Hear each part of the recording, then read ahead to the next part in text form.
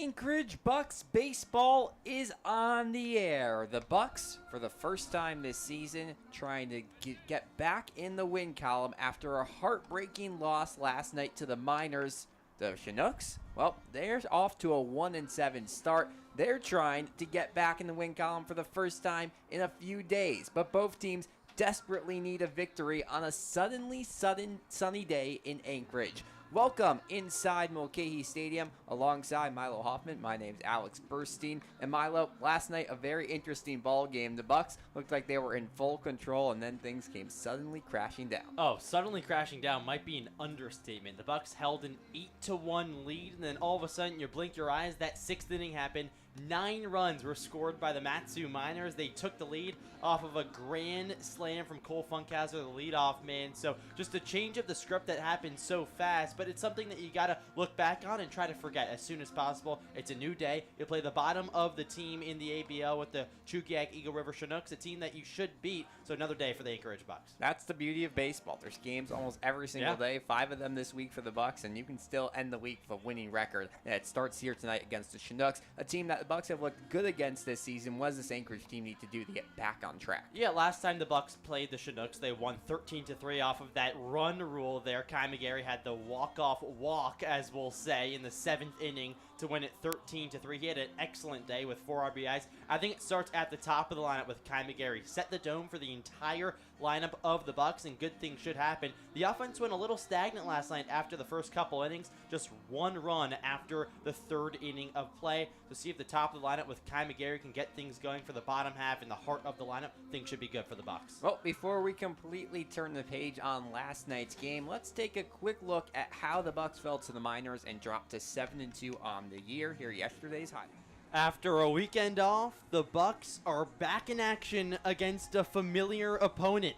The Miners return to Mulcahy Stadium, and Anchorage looks to defend home field for the 2nd game in a row against Matsu. It's the Bucs and Miners for the 4th time this season here in Anchorage, Alaska. 2-0 pitch is hammered deep to left field. McGarry gives a look, and it's out of here. An absolute no-doubter from Elliot Medlock, and it's 1-0 Miners here in the 1st. Underhill takes off, pitches line down the left field line, fair. It gets past the 3rd baseman Grout, all the way into the corner. Underhill gets the wave. The throw from Wilson is not in time. That's an RBI double. 1-0 pitch is hammered into right center field. Stevenson gives it a look, and that's down for a base hit all the way to the wall. Wilson will trot on home. Reese Sherman into second. He's going for 3rd. The throw is not in time. That's an RBI triple for Reese Sherman, and the Bucs have the lead 2-1 here in the bottom of the 1st. Here's the 1-2. That's lined into left center field. Down for a base hit into the gap.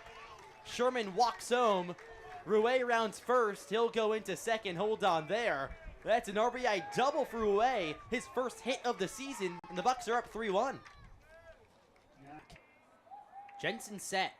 Here's the 1-2. That hit Grant Haas on the foot. That's an RBI hit by pitch. That's the 2nd straight game the Bucs have had an RBI hit by pitch. And it's 4-1 Anchorage now in the 3rd. Here's the pitch to McGarry, lined up the middle, down for a base hit. Toki rounds 3rd, he comes home. Ewell right behind him, throw from center, not in time. Safe at home is Ewell. Going to 3rd is Grant Haas on the play. That's a 2-ribby single for Kai McGarry, and it's 6-1 Bucs. Set at the letters, peers in for the sign, checks on the runners. Counts full. Here's the payoff pitch. Swung on line, left center field. That's towards the wall, and it's caught by Luke Wilson. Oh, but he drops it. He drops it at the track, and 2 runs come around to score. It was in and out of the glove of Luke Wilson. Underhill slides into 2nd. 2 runs come in to score for the Bucs, and it's 8-1 Anchorage on an error. 3-1. Off the inside of the bat, loop towards right field, and it drops in front of Logan Ewell. 1 runs in to score, and the Miners are back on the scoreboard. It's 8-2 Bucs in the top of the 6th. The 2-0 pitch is grounded towards 3rd and through. 1 runs in to score. They're going to send Carson Grout. The throw home from Kai McGarry is cut off, and that's a 2 RBI hit from Evan Bilter. And just like that, it's an 8-4 Bucs lead. So here comes the 3-1. Bounce towards first, into the past the glove of the first baseman Rue, and this gets all the way into right field. One runs in to score. Trotting home is Evan Bilter, and that's a 2 RBI hit from Lincoln Stevenson. It's an 8-6 ball game. So the Miners now have a chance to take the lead. Here's the 0-1 pitch. It's lifted high towards left field. Kai McGarry gives chase. He jumps, and this one is out of here. Onto the football field, a grand slam for Cole Funkhauser. It's a 10-8 Miners lead, 9 runs in inning number 6. The 0-2 pitch. McGarry grounds it up the middle, and it's caught by the second baseman, flips to short and gets the force. 1 run will come in to score. A well-hit ball by Kai McGarry, but a nice play by Cole Funkhauser. Logan Ewell scores on the fielder's choice, and it's a 10-9 Miners lead here in the bottom of the 7th. Bends his knees, shows bunt on the first pitch, sends it down the third base line. This will be a tough play. The throw not in time, trying to take third, and tagged out by a mile is Evan Bilter. Is Lincoln Stevenson. So the inning comes to a close. 1 run comes across the plate. Here comes the 1-1. Haas hits it back to the pitcher, Malky. He jogs over the first, flips it in time. And a 1-3 putout brings this one to a close. Well, what looked like might be a blowout win for the Bucs ends up a heartbreaking loss. 11-9, Anchorage falls to the Miners thanks to a 9-running top of the 6th by Matsu. Well, there you have it. A tough one for the Bucs. Had that big 8-1 lead, but just couldn't pull it out. A big 9-run inning for the Miners. Probably the best inning of baseball that's been played in the Alaska Baseball League this season. But it's a new day, and the Bucs trying to go to 1-1 on the week, and more importantly, 8-2 on the year. Still a 2-game cushion in the standings over the Miners, who have a matchup against the Pilots tonight. 1 through 3 just separated by 2.5 games right now. The Chinooks back in 4th place. They're 5.5 games back. Well, before we move to our starting lineups and coach talk, we talked with one of the stars from yesterday's game. While they did not get a win, he still looked really good. The catcher, Reese Sherman. Milo caught up with him ahead of today's game. Here's what the Gonzaga catcher had to say. The Bucs, Reese Sherman. Reese, the team lost last night after giving up an 8-1 lead. What do they need to do to bounce back today? I think we just got to keep our heads up. We've been playing good ball for the most part. Clean up some of the little things, and I think we're good. Can't overreact and just come ready to play today. How are you feeling behind the plate so far this season? I've been feeling pretty good, for the most part. It definitely takes a little bit to get used to the new arms that we haven't seen, or that I haven't caught before, but I've been feeling good so far. You gunned someone out on the base pass yesterday. How good did that feel? Yeah, that always feels good to get one of those guys, yeah. So you're at the plate, you're swinging it pretty well. What did you see, or what are you looking for at the plate, driving the ball the other way? Against those lefties especially, I'm just hunting fastball away.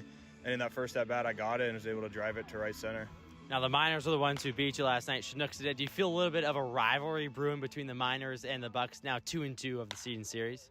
Yeah, definitely so far it feels like we're the top 2 teams of the league, and so I think it's just going to be us battling it out for the most part. What have you seen out of the pitching staff so far this season, seeing so many new faces like you said? I think our staff's pretty good so far. I think the biggest thing is just clean some things up on defense. All right, thank you so much, Reach. Thanks to Reese Sherman for taking some time ahead of today's contest to speak with us. Well, there is a slight change in not the lineup, but the dugout tonight for the Bucs. There'll be a new head coach for tonight, maybe tomorrow, but just a quick change as Kirk Schreider, the usual bench coach for the Bucs, taking over as Joe Silva out for today's game with personal matters. So for our coaches report, we did not catch up with Joe Silva. We talked with Kirk Schreider, a veteran of the game, talking about today's matchup, his time in Alaska, and all the more. Here's what Kirk Schreider had to say ahead of today's contest. Alex Burstein here of Kirk Schreider, ahead of today's matchup between the Chinooks and the Bucs. Coach, a wild one last night, end up on the losing end, but what can you take out of a game like that? I think it just comes down to learning from your mistakes and making a little adjustments and coming out the next day and putting it to effect, trying to get better. And then 5 errors last night. What kind of adjustments can you make on a day-to-day basis to try to clean that up? Again, I think it's trying to go ahead and let them understand that you have to secure the ball and take care of the ball if you want to win some ball games. It's what it is, pitch and catch. Looking at tonight's game, who's taking the mound for the Bucs? We'll have Sean Toger take the mound for us to start, and then we'll obviously back it up with the pen, but ultimately it's been kind of a piggyback throughout the whole summer so far. What have you seen out of Sean through these first couple games? What are you expecting from him tonight? Be a little more efficient in the strike zone, I think. He's got good stuff, but at the end of the day, again, it comes down to playing that game of catch, and pitching's accelerated game of catch, so strikes. For you as a bench coach for most of this season, what have you kind of seen with this team, how they're gelling, and what have you seen from your role this season? I think we have a talented group of players. I mean, I think the record kind of indicates that as well. But ultimately, it's, you come out here for the summer. It's about getting better and learning something about yourself and the game, which sometimes it's more important to learn something about yourself than the game. And then finally, for you, you've obviously coached around the country, a lot of different places. What's it been like being here in Alaska for the summer and serving in this role? I had an opportunity to come up here years ago when I was scouting on one of my first assignments. We'll obviously back it up. The summer and serving in this role. I had an opportunity to come up here years ago when I was scouting on one of my first assignments. So when the opportunity arose to come up here again, I thought, hey, you know what? It's kind of how this game works. It takes you to different places that you thought you'd never come to. And again, it's been beautiful being up here. And again, like I said, we have a good group of guys and some good players. So it's been fun to be at the ballpark as usual. Kirk Schreider ahead of today's game. Thanks for your time, Coach. Thank you.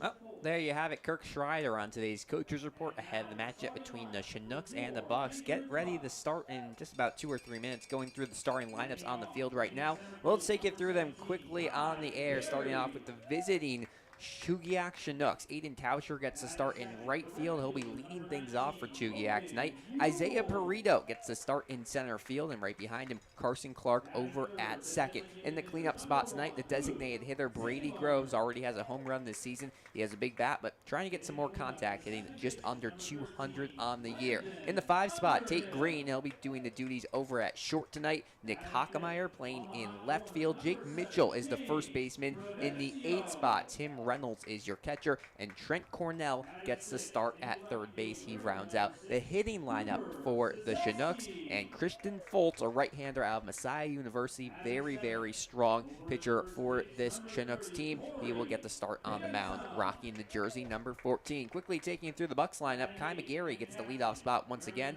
He's playing out in center field. Logan Ewell, the right fielder, and Luke Taylor at the designated hitter spot. Landon Underhill moves into the cleanup spot for the first time this season. He'll be playing at second base. James Provencio over at third. It'll be Cooper Siselski back in the lineup in left field. Corey Bantam back in the lineup at first base.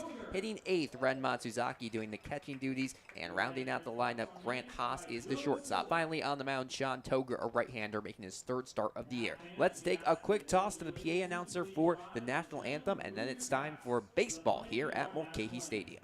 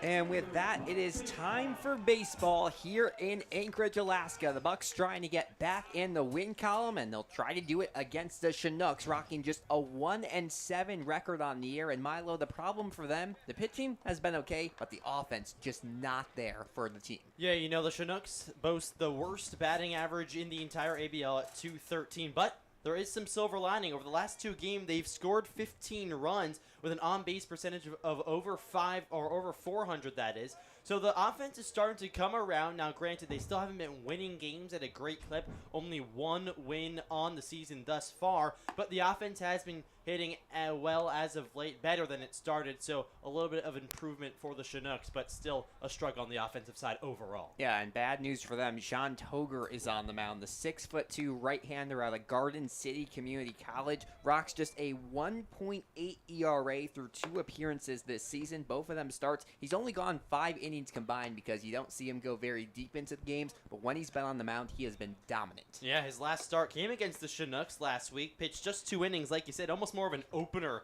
style from Sean Toger, but gave up just 2 hits, 2 strikeouts he had, and no runs. So, yeah, you said that 1.8 ERA, that jumps off the screen. Any ERA under 2 is very impressive. So Toger looking to keep the momentum going for his side. Of course, on the other side, another very impressive pitcher in Christian Foltz, who has just 1 start, but he was the opposite. Had a long start, 6 innings against this Bucs team. Ended up with a tough luck loss in that one, but just a 1.5 ERA. He's looked great so far this season, and now he'll try to keep that success against the Bucs. Yeah, Foltz kind of a crafty lefty out there. Not the biggest guy, stands at 5'8", but he struck a lot of guys out. 7 strikeouts against the Bucs last week, so good start for Foltz. That loss was definitely not on him.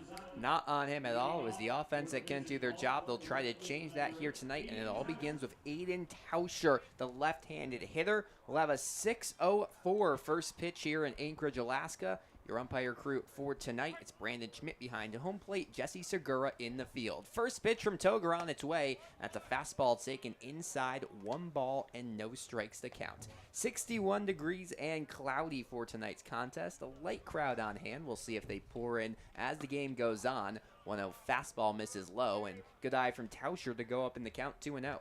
And no wind is blowing here at Mulcahy Stadium. Flag out in left field is dead silent.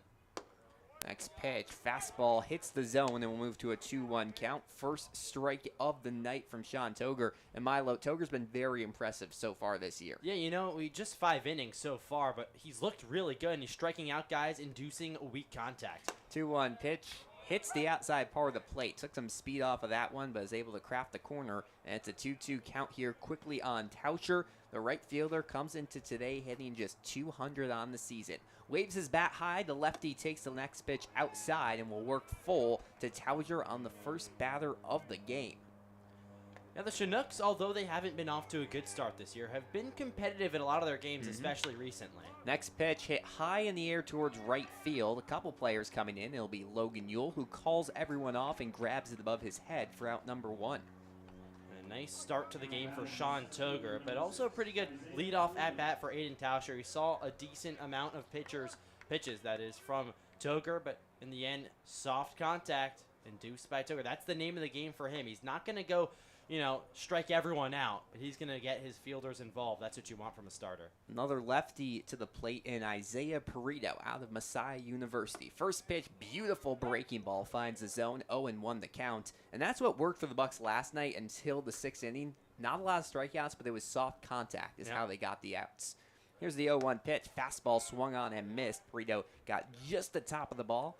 And we'll go to an 0-2 count. Also, Sean Toger, one of the fastest workers in this Bucs rotation, already into the next pitch. Here's the 0-2. Swung on and missed on a high fastball outside. Beautiful pitch from Sean Toger. That's his first strikeout of the night, and there's 2 away here in the top of the first. Yeah, just high and wide from Sean Toger. That's a chase from Perito. He'll want to have that one back. But really nice action so far from Toger, working off that long looping breaking ball that starts in the righty batter's box against lefties and then belts into the plate. First pitch to Carson Clark's a fastball low. Well, it's working so well because not 1, not 2, but 3 lefties to start off this lineup. Tauscher, Perito, and now Clark hitting just 190 on the season. 1 ball and no strikes on the short lefty. It goes outside and 2-0 the count on Clark. I'll tell you, even though there's no pitch clock here, Toger, I feel like there is one. He's readying for the college season. Here's the 2-0 pitch, fouled back. Bucs in their pinstripe wipes here today with black lettering, yellow outline. Visiting navy blue uniforms for the Chinooks with red lettering. Toger sets, here's the 2-1. Breaking pitch goes low, and we'll move it to a 3-1 count. And the Glacier Pilots beat the Chinooks last night. 9-6 was the final score. So Chinooks coming off a loss. 3-1 line towards center field, and this one's going to drop. Chasing all the way towards the warning track. Clark already turning around second base, and he's going to try for 3. The center fielder, McGarry, can't pick it up. He's in the third safely, and that's a stand-up triple for Carson Clark. A nice piece of hitting, and I think it just got stuck between the dirt and the wall out there in left center field. Yeah, McGarry just couldn't pick that one up. He was out there for almost 5 seconds trying to find that ball. The warning track is filled with gravel, so it's not the easiest to walk on, but that took a while. Oh, a big turn of events. A fly out and a strikeout started off the day for the Chinooks, but now a triple has a runner 90 feet from the lead, and Brady Groves at the plate. First pitch popped up right side towards foul play. The first baseman Bantam chases it to the dugout and will make the grab for out number 3. Well, a 2-out triple from Carson Clark. He'll be stranded over there in the hot corner. It's a scoreless first for the Chinooks. Now the Bucs try a chance for their first swings of the day. Don't go anywhere. This is Anchorage Bucs Baseball.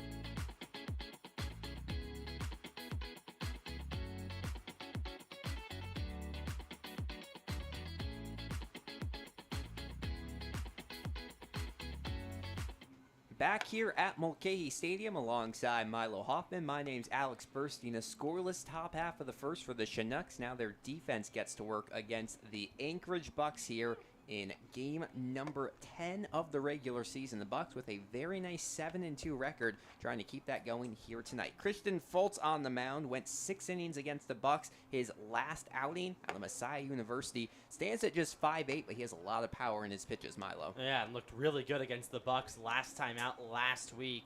Pitched 6 innings, gave up 1 run, 7 strikeouts. That 1 run also came really late. It was actually that Jaden Toki double off the wall.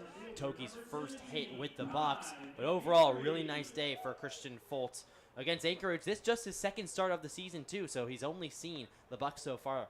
He's diced up this lineup once, trying to do it twice. Kai McGarry takes the box. First pitch to the right-hander is fouled off to the right side, and we'll go to an 0-1 count on the center fielder. Well, we were talking about McGarry's play out there in center field. It looked like when he was trying to pick up that ball, he just couldn't do it. You say he went down 3 times. I counted 3 times out there. McGarry must have been like, what's happening? And, you know, it was a nice job by Clark to advance to third. 0-1 pitch is grounded to the middle of the field, scooped by the shortstop Green, and he throws across the diamond in time. 6-3 putout retires McGarry, and it brings Logan Ewell to the plate. Hey, Logan Ewell batting second now.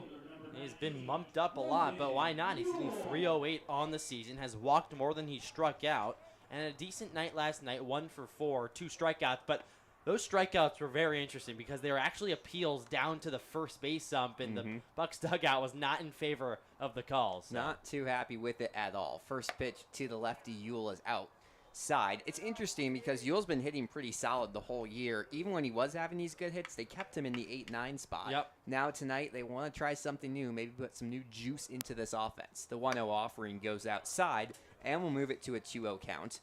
There's always a lot of lefties in this lineup, and they're just choosing which one they want in the 2 spot. Yeah, and you say Up a win. 3-0 pitch. Ealge takes outside, and that will be a 4-pitch walk to the left-hander. It's a really, really good first at-bat for Ealge here today. Yeah, like I said, Ealge has walked more than he struck out this year. That's his 6th walk of the season, only 3 strikeouts for the right fielder of the Bucs. So excellent start for Logan Ealge. And a good start for the Bucs with a guy who can hit up at the plate.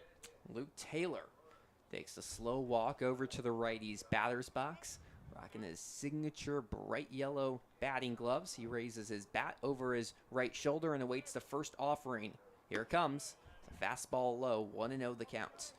Well, Fultz battled with Kai McGarry, got a ground out, but now has thrown 5 consecutive balls. Yeah, out of the 6 pitches, or 7 pitches, it's 2 strikes only. Fultz will try a pickoff attempt at first, not in time. We mentioned only stands at 5'8". He has a real ball player look, rocking the red cap. He has his jersey buttoned down, probably 3 buttons. Letting it breathe. 2 more than most players. 1-0 pitch, fouled back, and we'll move it to a 1-1 count. You see I believe it's Chinooks that they have across the front of their jerseys. I like these jerseys. I'm a fan. Split apart for him. It is. It's like yeah. It's more of a Chicago thing. So you have Chi-Town. Yeah. There you go. Fultz looks over at the runner at first. That's Logan Ealge. 1 away, a scoreless ball game in the bottom of the first. A 1-1 pitch. Breaking outside, and we'll move it to a 2-1 count. Fultz trying to go to that changeup against Luke Taylor. Taylor started yesterday good, hit an RBI double in the first inning, but ever since then, he had sort of a quiet one, 1 for 5 to end the day with a couple strikeouts. He's reached safely in every game this season. 2-1, runner takes, pitch outside. The throw down is high, and then safely to second base is Logan Ealge with a stolen base.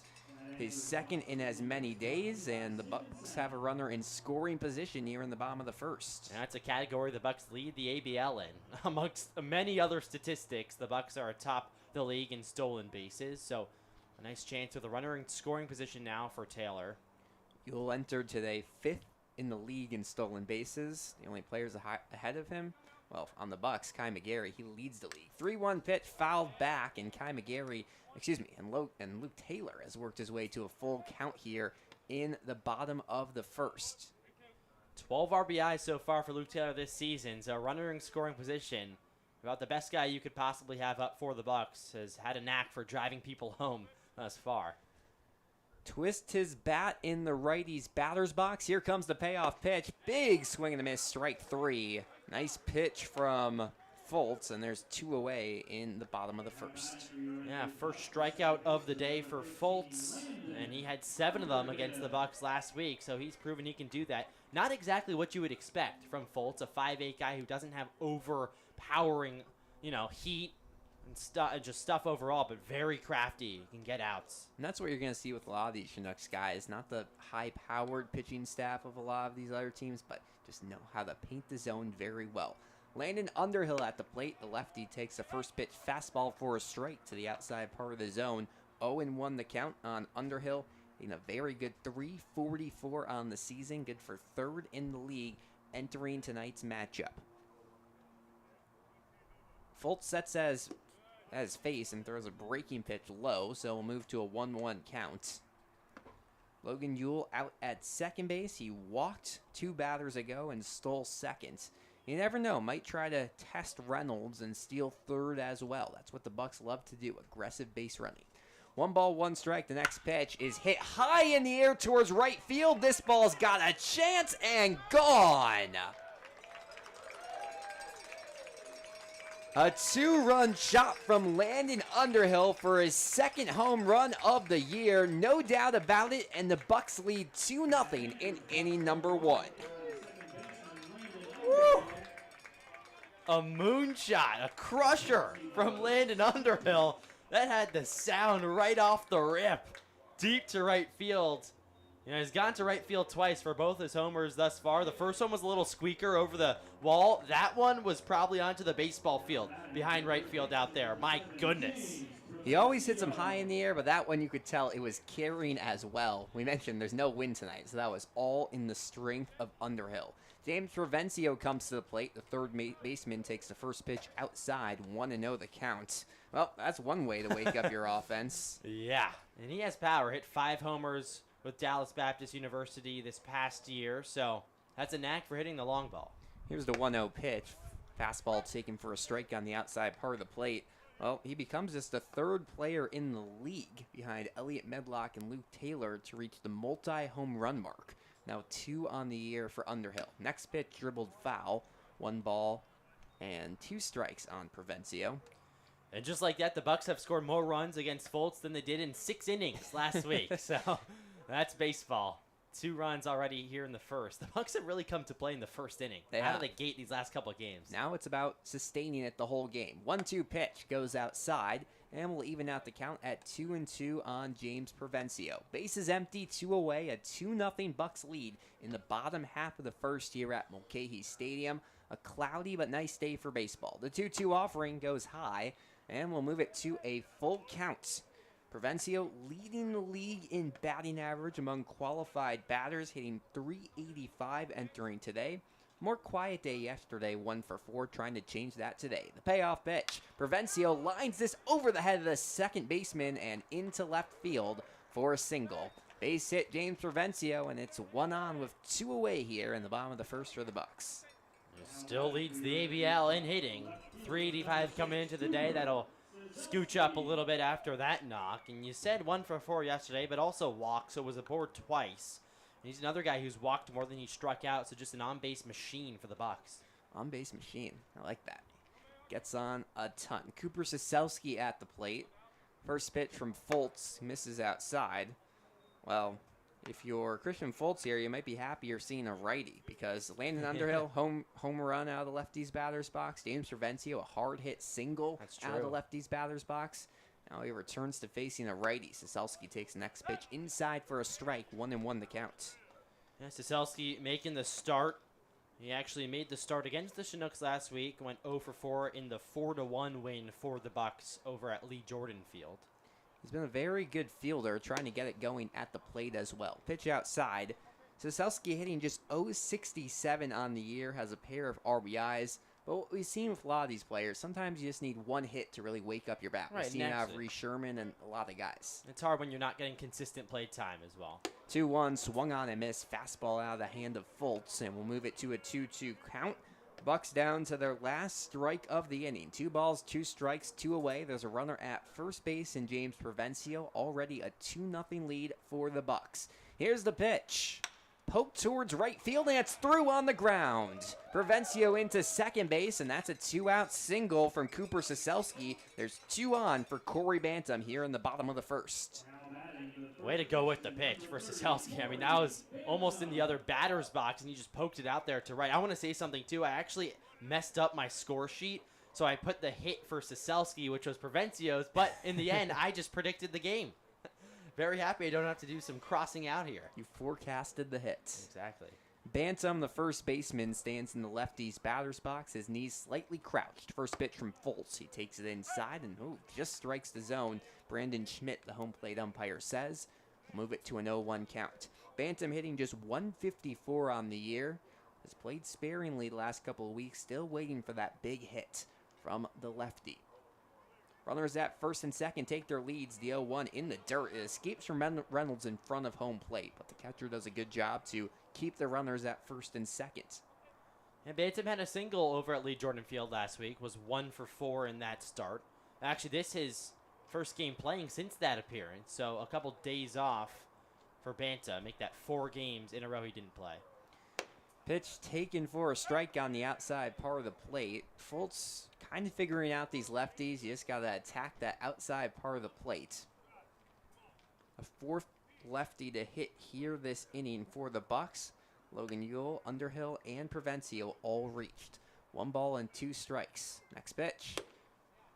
Fastball taken, strike 3 on the outside part of the plate. Corey Bantam heads back to the dugout shaking his head. That's the 2nd strikeout of the inning from Christian Fultz, but the one that did get away, it was Landon Underhill, a 2-run moonshot over the right field wall. Bucs lead 2-0 as we head to the second. Don't go anywhere. This is Anchorage Bucs baseball.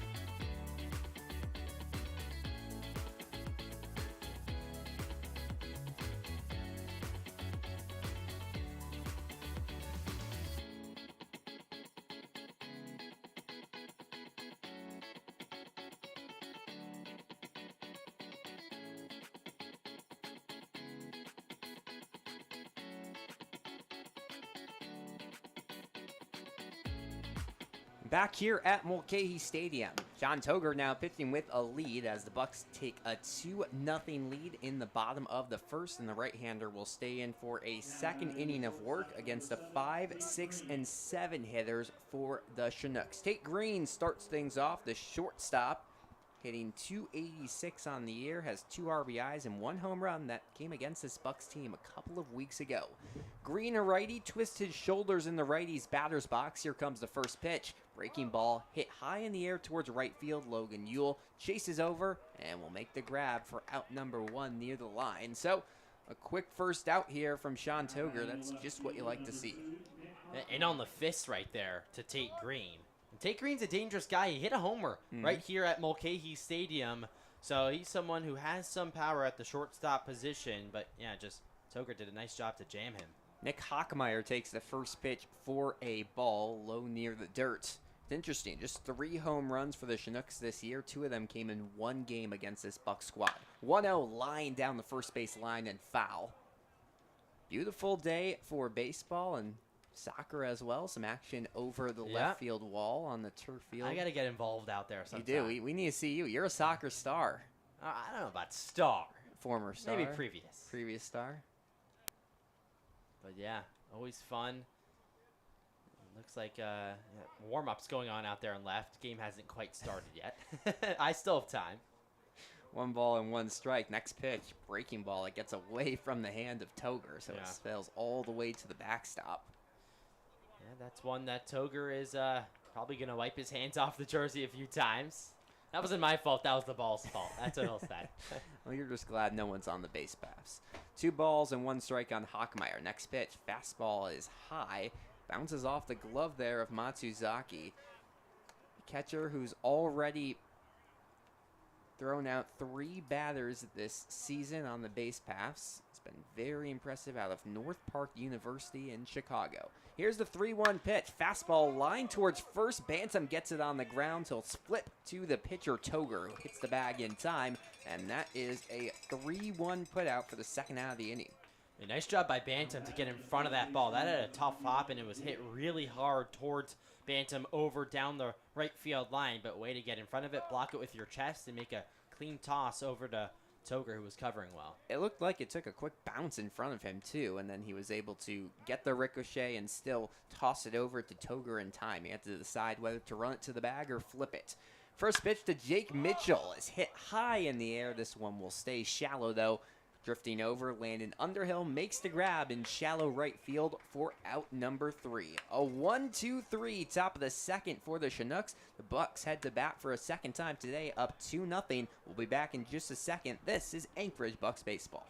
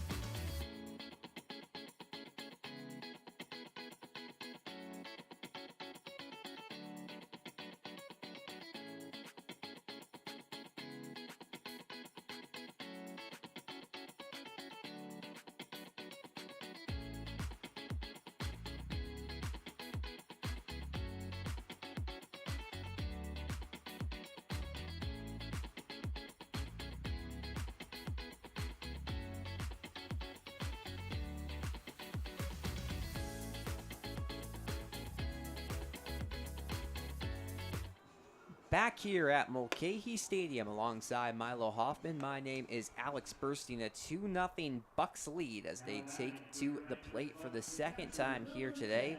A 2-run homer from Landon Underhill, the difference right now. 8, 9, and 1 hitters due up for Anchorage here in the bottom of the second against Christian Foltz, the left-hander who enters his second inning of work. trying to reel things in after giving up that moonshot and 3 hits in inning number 1. First pitch to Matsuzaki hits him in the right shoulder. He'll take that one like a champ and head down to first base. A hit by pitch starts off the second. And Matsuzaki's on base percentage keeps skyrocketing. He's hitting 400. So just adding on to his ability to get on base. Not quite a qualified batter yet, so that's why we haven't mentioned him in the leaderboards at all. He's basically been an every other day catcher, going off and on with Reese Sherman, but we'll see if he gets some more at-bats as the season goes on. Grant Haas takes the first pitch for a strike, 0-1 the count on the shortstop. Battled some adversity for the first time all year, really, last night. Had a pair of errors in the field. Made up for it with a couple of hits and an RBI, but he's really trying to put it all together. He's been a good defender. His bat's coming along, and now trying to make it into the full product. And you're slotted down at the 9 hole, so a little less pressure. He's kind of found a home back here for the Bucs. Late kick and the 0-1 pitch. Haas fouls it off to the right side. Fultz always sets with his glove right in front of his eye. It's a very high set and a small leg kick before firing it to home plate. We mentioned it. He doesn't necessarily have the speed of some other pitchers in this league, but he's placed the ball here well. Here's the 0-2 pitch to Haas. It's hit on a line towards short. One bounce, they'll flip to second. Relay throw to first is in time, and a 6-4-3 double play here for the Chinooks. That's a really nice play from Tate Green, because that was almost like a humpback liner off the end of the bat. Just got in front of it and made a nice toss and a good turn by Carson Clark. Real smooth there from the Chinooks, giving Grant Haas a taste of his own medicine. He's had a couple of those this year. Bucs have been a double play machine this season. They haven't hit into a lot of them. I believe just the third this season. Kai McGarry at the plate takes first pitch, fastball for a strike. No balls and 1 strike on the center fielder. Trying for his first reach today. He grounded out back in the first. Here's the 0-1. That one misses outside. It's always a good sign when your leadoff man has 2 plate appearances and it's just the second inning of play. Yeah. McGarry stands tall. Here comes the 1-1 pitch. Take that one for a strike in the inside part of the plate. Brandon Schmidt, the home plate umpire, is a little slower than some other umpires in the league when calling out the strikes. Sometimes it gets confusing. I'm sure as a batter, you hate that on these borderline pitches. 1-2 fouled back. McGarry lost his bat there. Just dribbled down the first base line. He'll walk to pick it up. Well, you know, I've noticed that sometimes in MLB games, I'm not sure here because we're a little closer to the action, so I don't think it's as accurate, but it may look like it's real delayed, but the umpires will actually make the sound and before. then do the sign like a second later. It's definitely possible. Here's the 1-2 pitch. McGarry fouls it towards the Bucs dugout on a bounce, and we'll keep it at 1-2. Well, Kirk Schreider, the acting manager for the Bucs today, as Joe Silva away for personal reasons, so it'll be interesting to see what Schreider makes of today's matchup as the 1-2 pitch taken high. He's over at third base tonight as the third base coach. Can't quite see who's over there at first. I believe it's Dylan Espinal. Yep, he's the usual first base coach here for the Bucs. 2-2 offering to McGarry. Misses inside and will go full. Schreider's done just about everything you can do in the baseball world. He's been a pro scout. He's been a head coach at the summer collegiate level. He's done a ton of stuff here in the game of baseball. Payoff pitch to McGarry is taken high, and that's a patient at-bat for Kai to get aboard here with 2 away in the second. And McGarry now up to 8 walks on the season. 1 more and strikeout. So 7 strikeouts for McGarry. That's always a real good sign if you're walking more than you're striking out. So he's on a board now. You know, I wouldn't expect anything else but a stolen base from him. Atop the league in that category. Already with 8 stolen bags on the season. Logan Ewell in the lefty's batter's box. First pitch from Fultz, a big swing and a miss. Way out in front of it was Ewell, but that was nasty from Fultz. Nice changeup there. He works well with that changeup.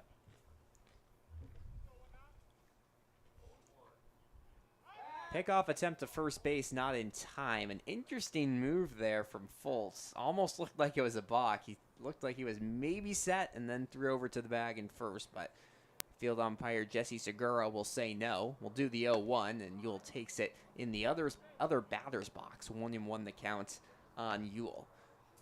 Well, Ewell recently figured out where he will be playing college ball next year. Just wrapped up his career over at Paradise Valley Community College, another pickoff attempt to first not in time. And now, next season, well, he'll be going D1 to play at Southeast Missouri State University. Great to see Ewell and a couple of these other guys figure out what they're doing for their junior campaigns. Still 1-1 on Logan Ewell. We'll finally see a pitch. Runner takes towards second. It's a high throw, and Kai McGarry in there by 2 or 3 seconds. Yeah. That was a little looping throw over there from the catcher Reynolds. Stayed up there just a bit. Gave McGarry plenty of time. Not that a good throw would get McGarry either. He has tons of speed. So there's a runner in scoring position. That's the second stolen bag of the day for the Bucs. The other one came by Logan Ewell, who's at home plate right now. 2 balls and 1 strike. Next pitch goes outside. Once again, we see Fultz really trying to work that outside part of the zone to lefties. Just has not had much success with it here today. Yeah, I would try to jam Logan Ewell here. Work inside. He's standing so far on the mound, though, it makes it interesting. Fultz checks the runner at second. The 3-1 pitch way outside. Ewell will toss his bat, and he's aboard for the second time today with his second walk. That's what Ewell does. 7th walk on the season. He just works his way on with the best of them. So Luke Taylor comes to the plate in a big spot. He struck out back in the first inning. This time, there's 2 outs, though. Last time, there's only 1. 2 runners on. It's Kai McGarry at second, Logan Ewell at first. Bucs trying to put some more runs on the board, already up 2-0. First pitch to Taylor. Popped back, and we'll go to an 0-1 count. Taylor trying to get back here after a little bit of a scuffle. He's 0 for his last 5, which is crazy to say, but finished last game on a little bit of a cold streak. Now, already today, he struck out. Trying to reach for the 10th consecutive game this season. Leads off of first and second base, the 0-1. Big swing and a miss on a breaking ball, and we'll go to 0-2. It's crazy when you say a one-hit day for Luke Taylor is bad, because most players would love to have a hit a game, but just with the power he's had this season. Yeah, it seems like the timing's just a bit off right here for Luke Taylor. Just a tick. Here comes the 0-2 pitch. That's going to bounce in front of the plate. All the runners will advance, and there's 2 runners in scoring position now. Logan Ewell to second and Kai McGarry to third. That ball took a couple of weird bounces, ended up to the right of home plate, and now an even bigger chance for Luke Taylor.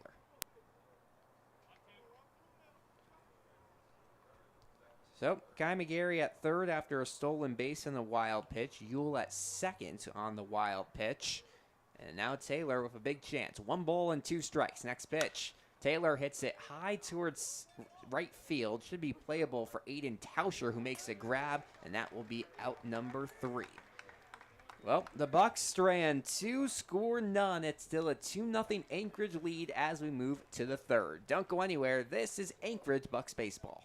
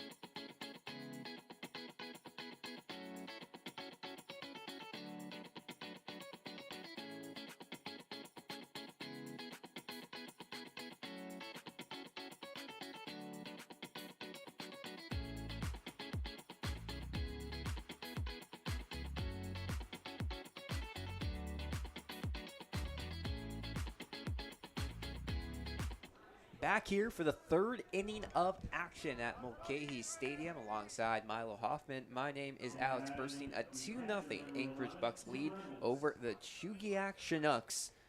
Chinooks trying to get just their 2nd win on the year. Enter today 1-7. The Bucs trying to get to 8-2. First pitch swung on and missed by the 8-hitter Tim Reynolds. Reynolds still searching for his first hit of the season, and John Toger probably not the guy you want to be facing to do that. Toger's looked great so far. Set in the pitch. It's a fastball outside, 1-1. Toger always readies on the far, far left side of the rubber from his perspective. Right side for us. Here comes the 1-1. Breaking pitch. Just misses outside. He has that looping curveball that's worked well here today. It kind of pops up out of his glove and then starts to descend onto the glove of Matsuzaki. Toger looks towards home, now fires the 2-1, another off-speed, and it hits the inside part of the plate for a strike. 2 balls and 2 strikes on Tim Reynolds. Only 1 strikeout so far today for Sean Toger. The Chinooks have been pummeling with hits. They just haven't been able to have them drop. Called strike 3, fastball down the middle of the plate. And that will be the second strikeout. Jinx that one for Sean Toger here in the 3rd inning. Yeah, really nice way to just work with the tunneling action right there, right down the middle. But sometimes it's tough because you're expecting an off-speed pitch. He's pummeled those inside breaking balls, and all of a sudden back to the heat. He did off-speed outside. He did off-speed inside, keeping them guessing, and then gets the easy strikeout. First pitch, fastball called for a ball to Trent Cornell. 1-0 the count. The third baseman rocking jersey number 1. Next pitch breaks into the zone for a strike. 0-1. Oh, we had that 1 triple for the Chinooks. Here's the 1-1 pitch. It's lined towards right field. Logan Yule running back and makes the grab over his shoulder for out number 2. As I was saying, we had that 1 triple. Carson Clark hit it in the 1st inning. Since then, though, that is now 8 straight batters retired, and on the day, that's 10 of 11 batters faced that have been, or excuse me, 8 of 9 that are been retired for the Chinooks. As Aiden Tauscher comes to the plate. Wow, that is some horrible broadcaster math there. And you're telling me you're the good one at math. What was it? All state or something? No, you got to say it. What exactly was it? First pitch to Aiden Tauscher as a ball. I did the math team. Mathletes. Top 3 in the city in middle school. 1-0 pitch, yeah. fastball for a strike, 1-1. Throw that one in there. But I guess I've lost that ability here in the summertime. You know, we haven't been in class for about 2 months now. That's true. The 1-1 pitch, breaking ball just misses outside, and we'll go to a 2-1 count on Tauscher. Was math always your favorite subject? It was until high school, and then the numbers started looking more like letters. Oh. 2-1 goes outside, and then you're like, you know what? Maybe we should just move to English. Right. How about you? So move Math to guy? English, meaning English is now your favorite. I guess so. I mean, I'm a journalism major. That's true. That makes sense. 3-1 pitch is lined over the head of the shortstop, Grant Haas. Sharply hit ball down for a base hit, and that's a 2-out single for Aiden Tauscher. Chinooks trying to get something going, just their 2nd hit of the day, and still searching for their first run, down 2-0 here in the 3rd. Well, we said the offense has been coming alive for Chugiak as of late. 15 runs in their last 2 games. Scored 6 last night against the Pilots in the 9-6 loss.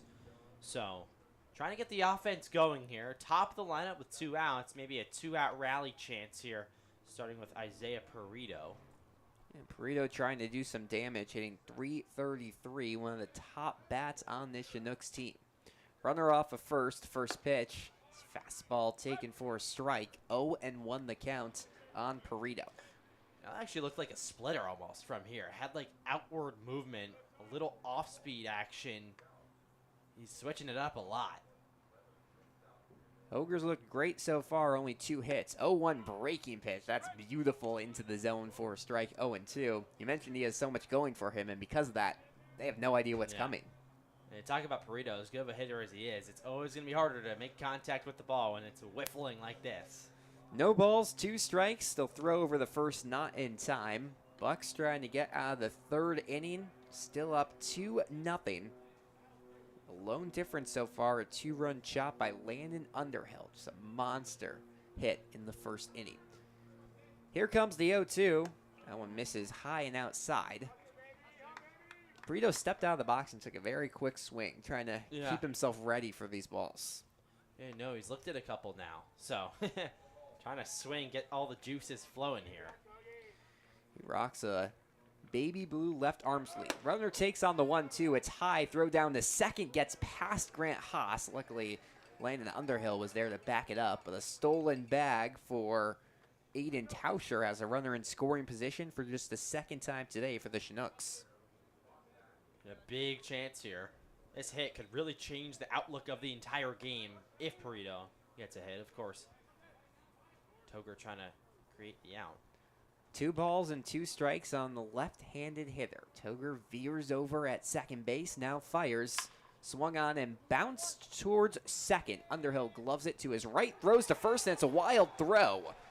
Coming in safely to score is Aiden Tauscher. The ball went out of play, so getting a free bag is Perito. And just like that, it's a 2-1 lead for the Bucs here in the top of the third. And we talked about the errors. That's the first of the day for the Bucs so far. 5 last night against the Miners. A big reason Matsu was able to come back. Just the second error of the year on Landon Underhill. It looked like it was a slow bouncer, and he kind of rushed the throw. He thought that it was going to be a lot closer than it was, so he just rushed it. Corey Bantam didn't have a play. It was wide to his right. So Carson Clark comes to the plate with a chance to do some real damage. Runner takes towards third. The throw not in time. So the tying run for the Chinooks now just 90 feet from the bag. This has turned into a really, really disastrous inning for Anchorage. Still on top 2-1. 1 ball and no strikes on Carson Clark. Next pitch misses low. Well, if you're Sean Toger, you're just trying to block everything out. The runner at third base, not really your fault. The run not either, as it scored on an error. Here's the 2-0. Popped up infield, right side. Everyone's calling for it. It's going to be Grant Haas who comes over and makes the grab just a few feet behind the pitcher's mound. The Chinooks strand the tying run over at third base, but 1 run comes in to score. Aiden Tauscher scores on the air. It's a 2-1 Bucs lead as we move to the home half of the third. Don't go anywhere. This is Anchorage Bucs baseball.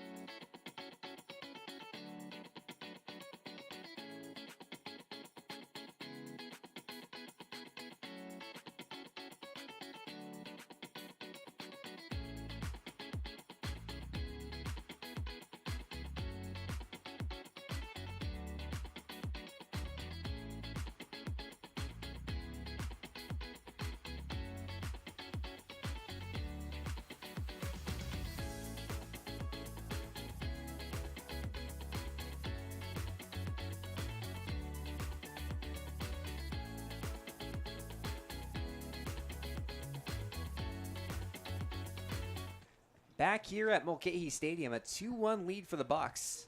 Landon Underhill comes to the plate to start off the bottom of the third. Takes the first pitch and rips it on the ground into right field. Landon Underhill with his second hit of the day. Just took 1 pitch this time, and he's aboard to start off the last of the third. That's a nice way to forget about the error that just happened in the top half of the inning. Way to bounce back for Underhill quickly. 2 for 2 on the day, a homer and a single. Well, a true range of emotions for Underhill. You hit the 2-run shot to give your team the lead. Then you have your second error of the year on a ball that you probably wish you could have back, and then a sharp single there. James Travencio comes to the plate, the lefty, trying to do some more work. Underhill takes for second on the pitch. He's in safely, and that's another stolen bag for Landon Underhill. Just like that, there's a runner in scoring position after just 2 pitches this inning.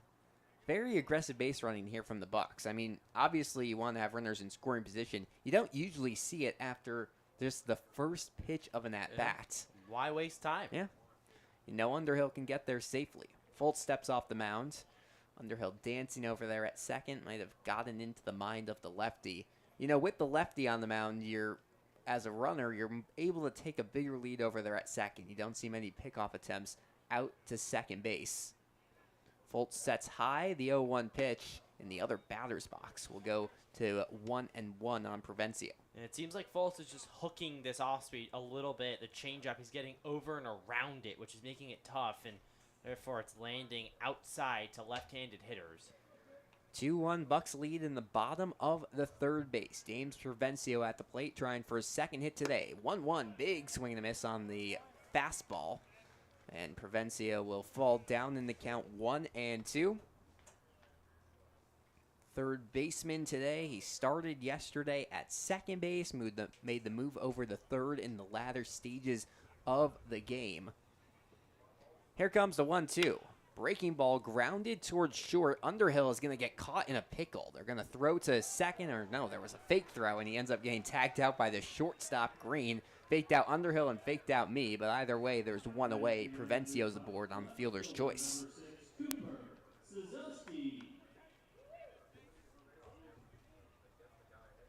So, Cooper Saselski comes to the plate with one runner aboard and one away here in inning number 3 of action.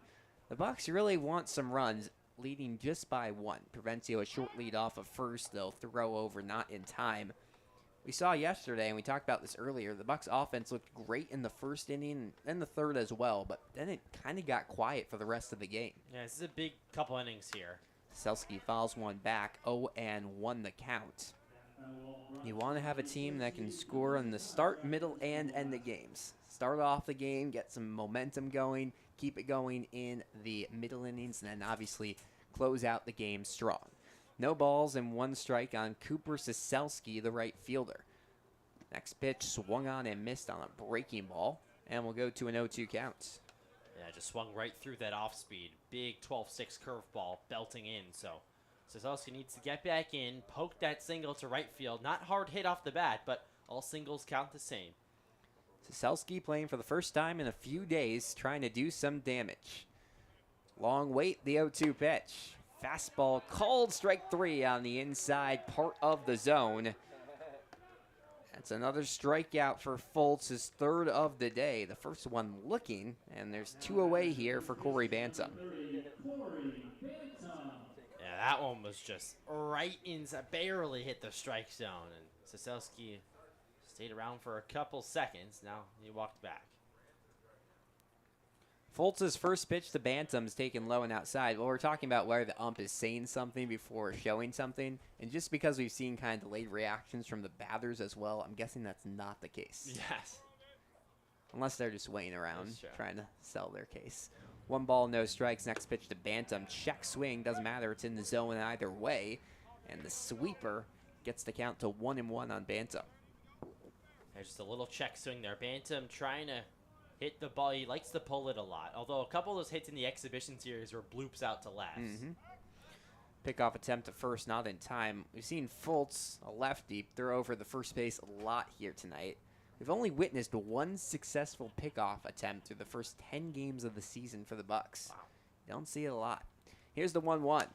Off the inside of the bat, Bantam sends it foul. Good hack from Bantam there, though. Just under that pitch. Worked inside on him. Trying to take those pitches inside to right field. Of course, tough matchup, left on left. Bantam hit .363 this past spring with Southwest Minnesota State, trying to get some hits this summer. 1-2 goes outside and will even out the count at 2 apiece.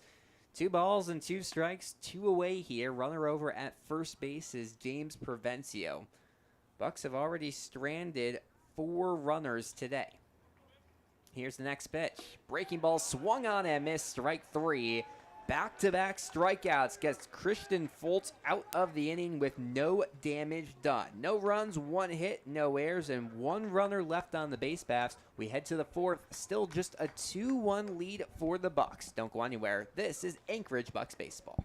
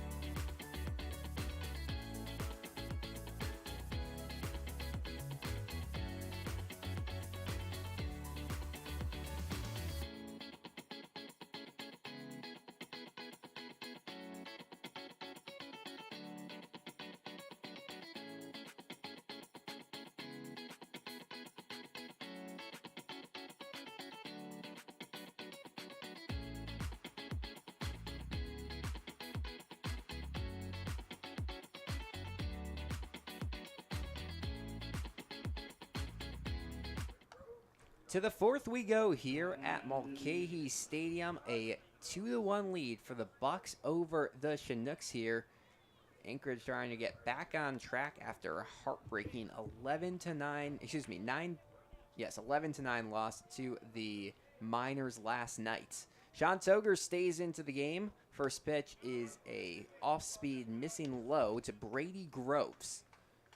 The cleanup man tonight for the Chinooks. Popped out to first base in his first play appearance of the day. Next pitch is hammered towards center field. Running back is Kai McGarry, and he watches this one clear the wall. 400-foot blast for Brady Groves, his second home run of the season, and we're all tied up here at Mulcahy Stadium. Well, that's the first ball I've seen hit over the center field wall. You know, when it's hit out there to center, you don't think it's going to go. McGarry turned around, did a full sprint back to the wall, and looked up at the last second, just snuck over. So that is a well hit. You can't hit it harder than that. First pitch is drilled down the third base line and fair. Running into second base is Tate Green. They might try three, they don't. A nice throw in from the left field pole by Cooper Soselski, but back-to-back just monster hit balls here from the Chinooks. Have the go-ahead run in scoring position now in the top of the fourth. Wow. I mean, we weren't even done talking about that home run. We weren't. We weren't even done talking with our conversation during break. I was eating my goldfish, and now it's 2-2 with a runner on second. Well, big chance here for the Chinooks. Nick Hockemeyer comes to the plate. The left fielder, first pitch, he shows bunt, pulls it away on an outside ball. 1-0 the count. Well, wow. Tate Green is taking a huge lead over there at second. Would not be surprised to see him take third, or especially if they're trying for the bunt. It's a good chance of getting the third safely. Hockemeyer waves his white bat in the air. 1-0. He shows bunt down the third base line. Trying for third base. There will be no throw to first. It bounces off the glove of Bantam. One run comes in to score easily in Tate Green. And another error for the Bucs. The fielding has just been a mess. It's a 3-2 Chinooks lead. My goodness. Well, we heard it earlier in the pregame when I talked to Reese Sherman. He said the biggest thing for this team is to clean up the defense. And so far, that hasn't been the case today. The reason for two of these runs that the Chinooks have scored is because of errors. Mm-hmm. So quite the start of this day. So it's going to be an error to as Nick Hockemeyer reaches. Tate Green also scores on the air. This one will be charged to Sean Toger, the pitcher. You never like to see pitchers with errors, and the Bucs have really honed into that. You see them all season practicing balls like that, and just can't do it there. Well, Jake Mitchell comes to the plate. Runner over at first is Hockemeyer. First pitch, fastball taken for a strike. 0-1 the count. Well, that's a pitch I think that Sean Toger probably should have kept in his pocket. Or that little bunt back to him. The runner down the first baseline, Tate Green, was pretty much 3/4 of the way by the time Toger even got the ball. I think you got to keep that one to yourself. Here comes the 0-1. That one lifted towards left field. This is a chance and gone. A 2-run shot off the bat of Jake Mitchell. His first of the season. And get this, the second of the inning for the Chinooks. Just like that, it's a 5-2 Chugiack lead. Well, what did we say? The Chinooks offense has been brought alive these last couple of games. They scored 15 runs over the last two, make that 20 over the last three. And that'll be it for Sean Toger. Yeah, we're going to see a call to the pen. Izzy Fuentes, the pitching coach, making that call. You don't see that often. Well, we'll take a quick break here. The game flipped on its side. Now a 5-2 Chinooks lead. We'll be back in just a second. This is Anchorage Bucs Baseball.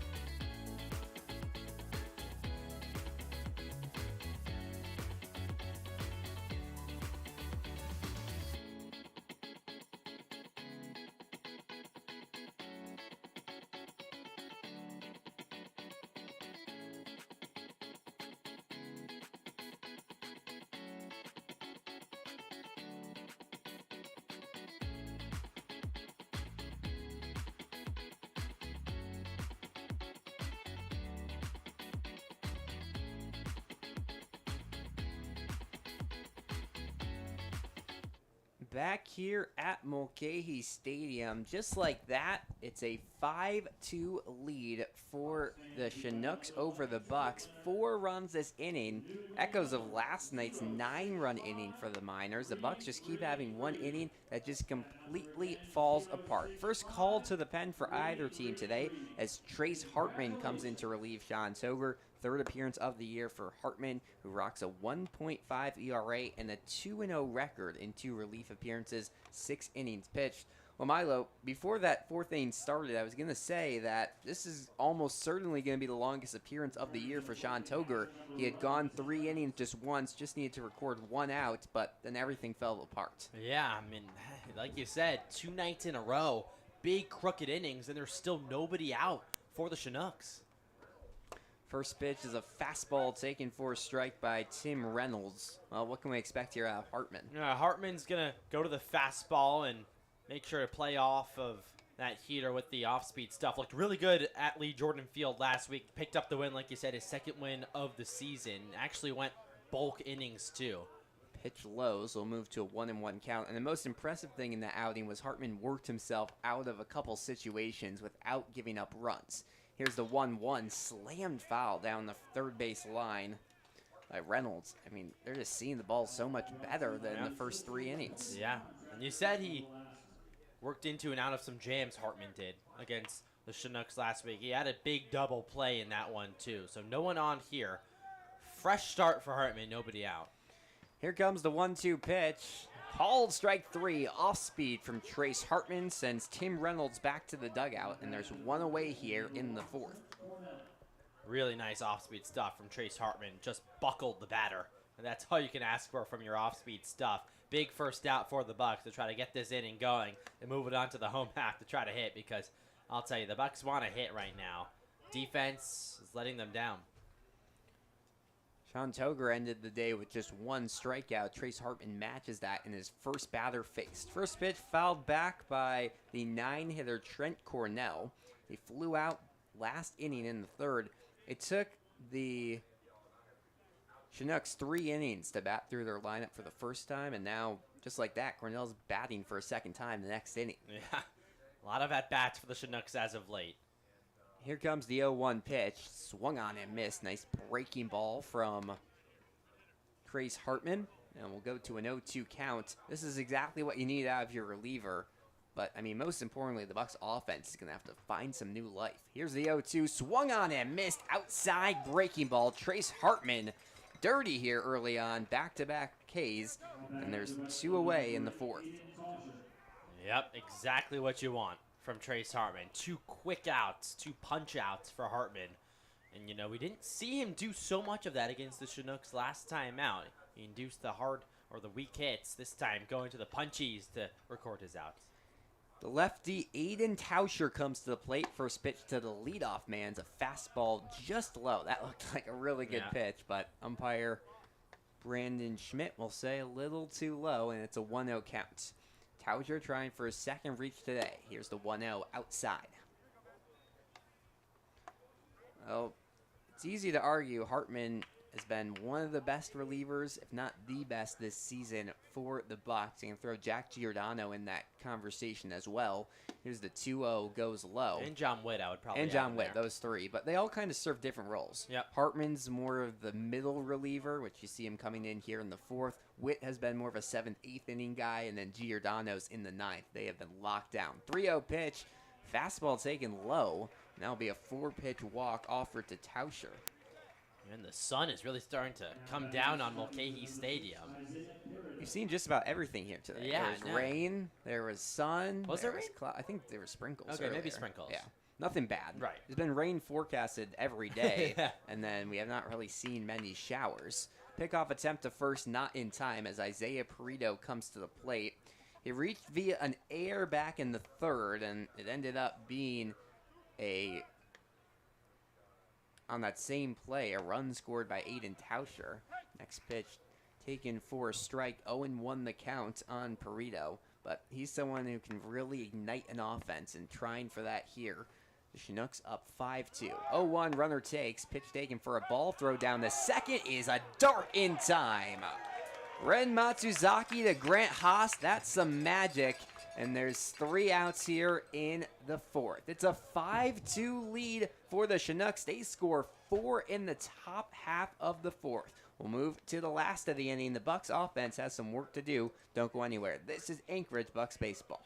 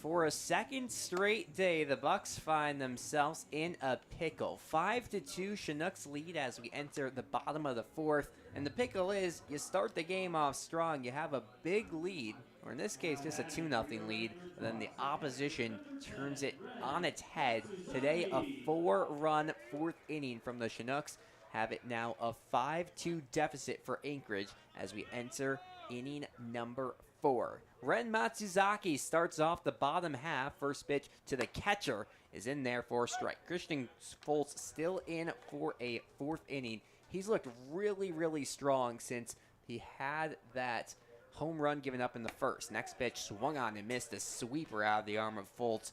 He's had that pitch working really well here today. He's trying to keep it going into yet another inning. He's a guy who pitched over 70 innings this past spring as the pitch misses outside. 1-2 the count on Matsuzaki. But over 70 innings, that means he knows how to go deep into games. Was mainly a starter for Messiah. 1-2. Grounded slowly towards third. This will be a tough play for Cornell. He gloves and throws in the air in time. A nice play there by Trent Cornell. Used the momentum running from third base and turned it into a nice 5-3 putout. That was like a perfectly placed bunt there for Matsuzaki, but no cigar running down to first. Nice play, though, by Cornell. So Grant Haas comes to the plate, grounded into a double play back in the 2nd. Hitting just around 300 on the season. He's found his bat a lot more alive the last couple games. First pitch to Haas in there for a strike. 0-1 the count. It was a big inning, obviously, for the Bucs. Need to spark something on offense. No doubt that they can put up runs in clumps, but trying to get a runner on here with less than 2 outs is big. Next pitch misses low, and I think that was the problem last night. It only ended up being a 2-run loss, but when you had that big 9-run inning for the Miners, the Bucs didn't score in the bottom half, and the momentum kept going towards Matt Sue's direction. You need to switch it up somehow. 1-1 fastball taken for a strike down the middle. And it's quickly a 1-2 count on Haas. And, of course, the Bucs, still early in this game, trying to avoid back-to-back losses for the first time this season. Only 2 losses in the regular season so far, a 7-2 record. Here's the 1-2 pitch. Goes outside. We'll have to keep an eye on that Pilots-Miners game, which is underway over in Palmer. The Miners win that one, the Bucs lose, and suddenly they're separated by just a game in the standings. 2-2 pitch to Haas is popped up right side of the infield. It's soaring foul coming over the first baseman. Mitchell makes the grab for out number 2. So, a pop out by Grant Haas. There's 2 away for the top of the lineup, Kai McGarry. You never want your 2 outs. Yeah, but of course you can try to spark a 2-out rally. That's what you're tasked to do here if you're Kai McGarry. Try to get on any way that you can so you can open up for Logan Yule, Landon Underhill, and Luke Taylor to do damage right behind you. Stands tall in the righty's batter's box. First pitch to McGarry is way high at his eyes. And we'll go to a 1-2 count. McGarry grounded out to short in the first. Drew a patient walk in the second. Got to second base on a stolen base. Got the third on a wild pitch, but was stranded there. 1-0 offerings in there for a strike, and we'll even out the count at 1 apiece. Entered today hitting .323. He's seen that average grow for about 4 or 5 straight games now. Here's the 1-1 pitch. Bounce foul down the third base line. I noticed that Kai McGarry's getting tied up here on the big slurve belting in on his hands a couple times. He's fouled it off a few times, but way out in front in sort of an uncomfortable hack. Here's the 1-2 pitch. Just misses outside on a fastball. Evens out the count at 2 apiece. Yeah, he's had some trouble on those inside pitches. We've seen in past games he's reaching a lot on the outside pitches. He really just has to wait for that pitch in the zone. You're going to get probably at least one of them each at bat. Here's the 2-2 breaking ball. Oof. Just goes high. Looked perfect from up here in the booth, but we'll go full here on Kai McGarry. Just missed there. So, risky take, but to his advantage. The payoff pitch. McGarry takes a called strike 3 on the inside part of the zone. He thought he had a walk through his bat, but instead left a walk and pick it up before heading back to the outfield. 5-2. Chinooks lead after a big 4th inning. They scored 4 in the top half, and they'll try to add some more in the top half of the 5th. Don't go anywhere. This is Anchorage Bucs Baseball.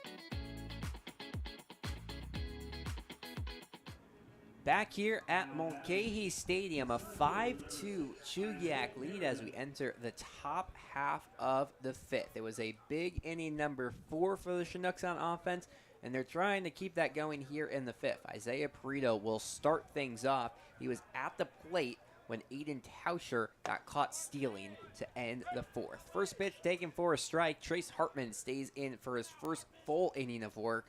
Looked really good out of the pen. Got a pair of strikeouts, a walk, and then the caught stealing to end the inning. 0-1 is taken for a strike on the bottom part of the zone. And you mentioned Hartman works very quickly here.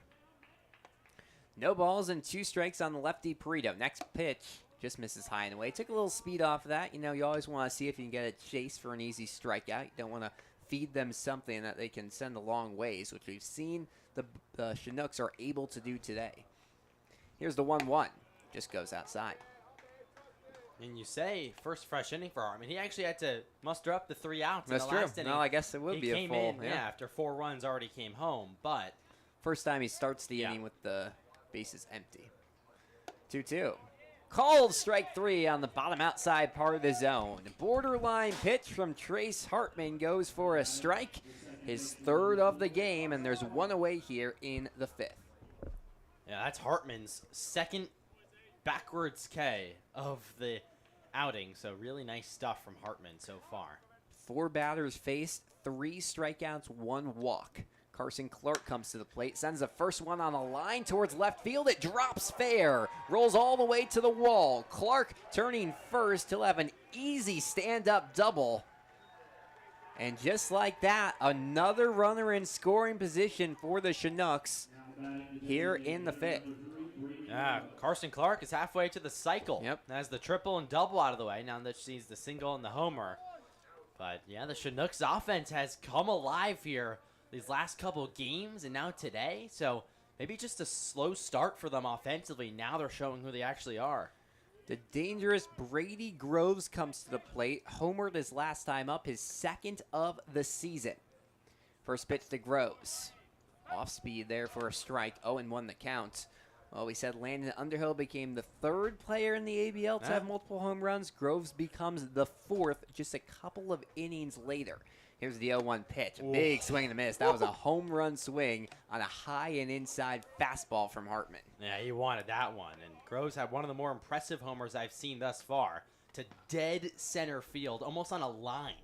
You don't see that very often, any ballpark, but especially here at Mulcahy Stadium. Here's the 0-2 pitch, fouled back. The dimensions, it's not very, very hard to hit one out of left or right field. 325, that's pretty standard, but it's 398 out to center field. That's how we knew it was 400 feet off the bat because it cleared the wall. That's all you have to do to get a 400-foot home run. Here's the 0-2 pitch from Hartman. Breaking ball hit towards center field, coming in, and no one can catch it. It drops between a triangle of Bucs players. That's a bloop single for Brady Groves, and there's runners at the corners with one away here in the fifth. Yeah, hard hit double down the line from Clark and a bloop hit into center field. Hard to read off the bat for McGarry and Soselski and Haas. All three of them. All three. It just dropped right in the middle. Well, it's a tough break for the Bucs defensively. I'm not sure who was closest to it off the bat. Probably Kai McGarry. He has the momentum coming in, but I thought Haas was going to be the one. It might be Haas.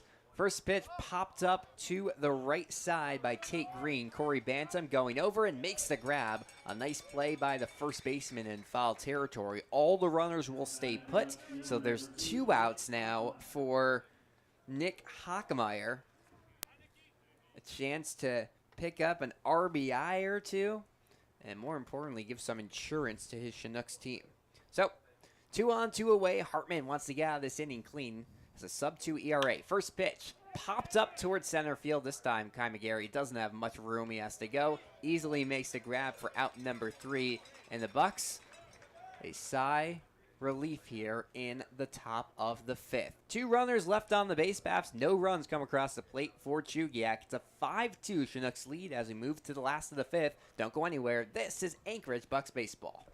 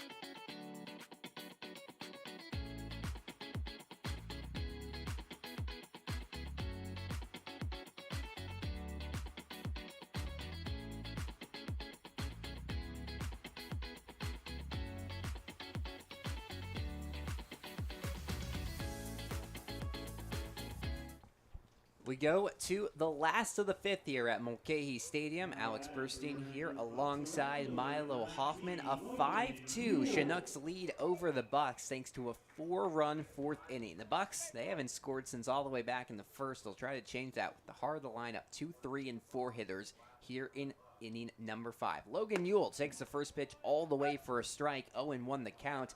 Christian Foltz still in the game. There's no reason to take him out. No, gave up 2 runs in the 1st. Since then, has worked 3 scoreless innings of ball. 0-1 pitch. Grounded towards second. Should be easy for Clark. He underhand throws to first in time. More of a sidearm throw, but either way, it's a 4-3 putout, and there's 1 away here in the 5th. This is the part of the lineup you really need to do some damage. Logan Ewell, who just hitting 308. Luke Taylor, 286. Landon Underhill, 344. You want these 2 through 5 hitters to be doing damage, and since the first inning, they just haven't really.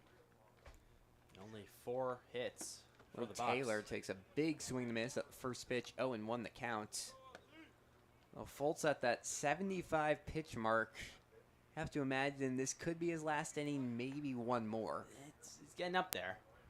Here's the 0-1 offering. Poke towards right field on the ground. Fielding it's the second baseman, Clark, and he goes to first in time. Clark retreated back into shallow right field to make the play, but it's still turf out there, so he gets an easy bounce. And that's 2 quick 4-3 putouts to begin the bottom of the 5th. Yeah, back-to-back action for the second baseman, Clark. So he's having a pretty good day. Yeah, I would say. Good plays, a couple of big hits. It's up to Landon Underhill to keep the inning going for the Bucs. First pitch to the lefty. He shows bunt right back to the pitcher. Fultz, who will throw easily to first base in time. Well, a guy who has 2 hits on the day bunts to close out the 5th inning. Surprising choice there from the Bucs. They go 1-2-3 in the bottom of the 5th. It's a 5-2 Chinooks lead. We'll turn things over to Milo in just a second. Don't go anywhere. This is Anchorage Bucs Baseball.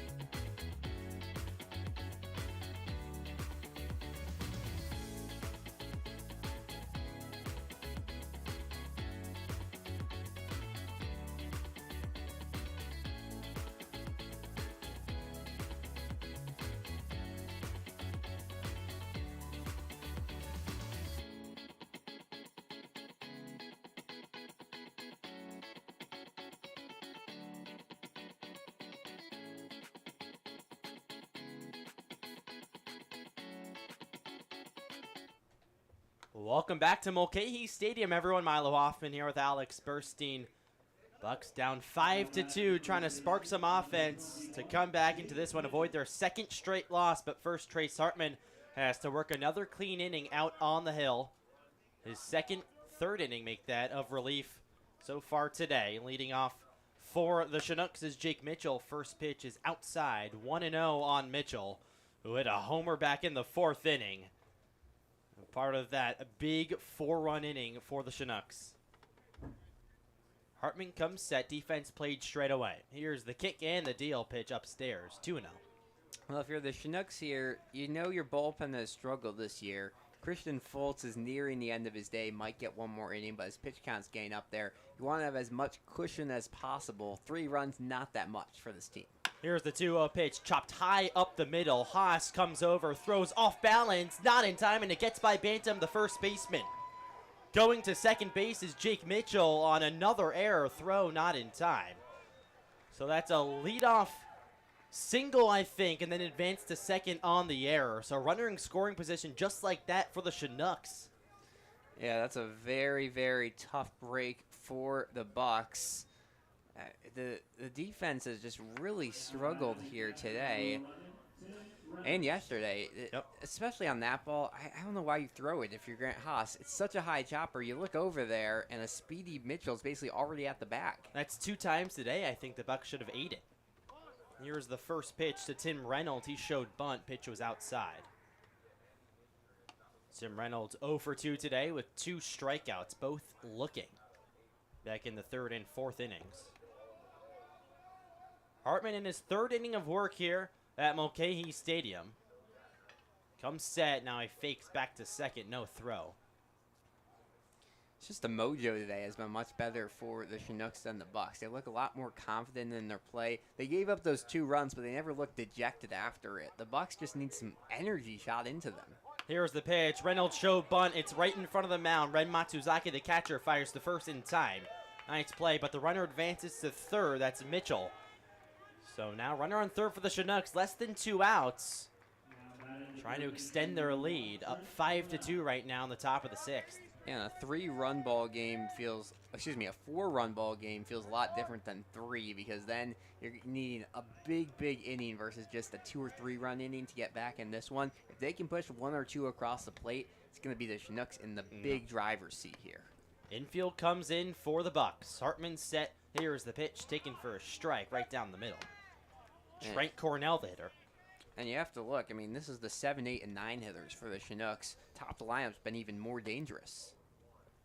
Here's the 0-1 pitch, swung on, chopped foul left side. So 0-2 on Trent Cornell, 1 out here on the top of the 6th. Infield in with a runner on third.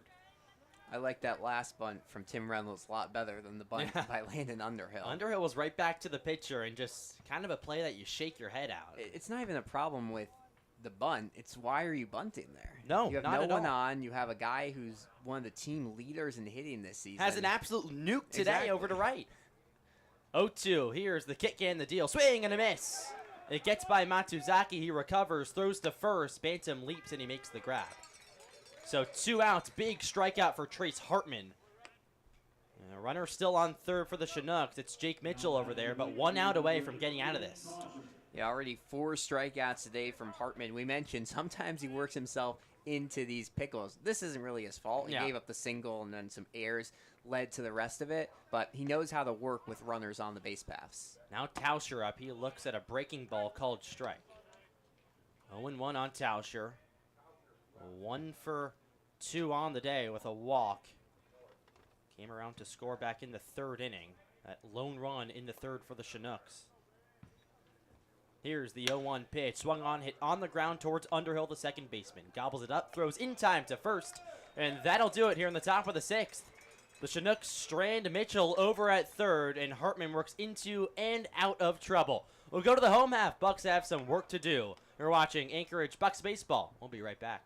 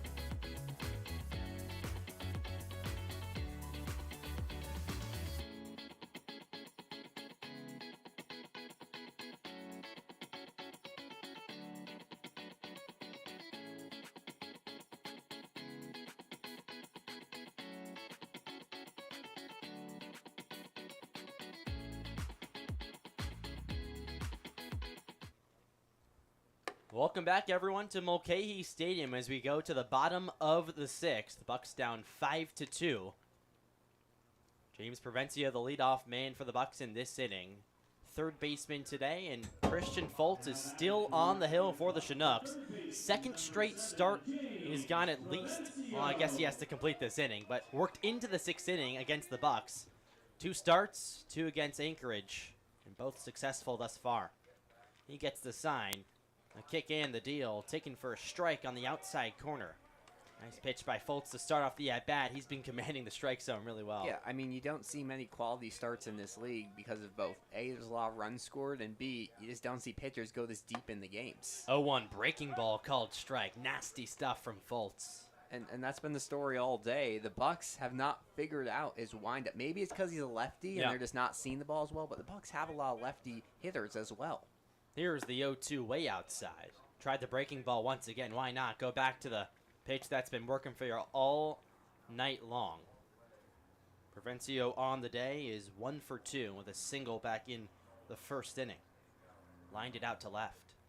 Here's the 1-2 pitch. Check swing. Appeal down to first. He didn't go. So 2-2 now on Provencio. This is a good leadoff man to have up for the Bucs. You know, he hit leadoff back in the American Legion game.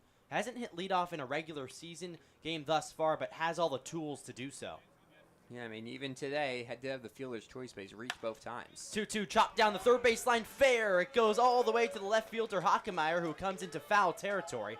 Long turn around first for Provencio, but he's in there.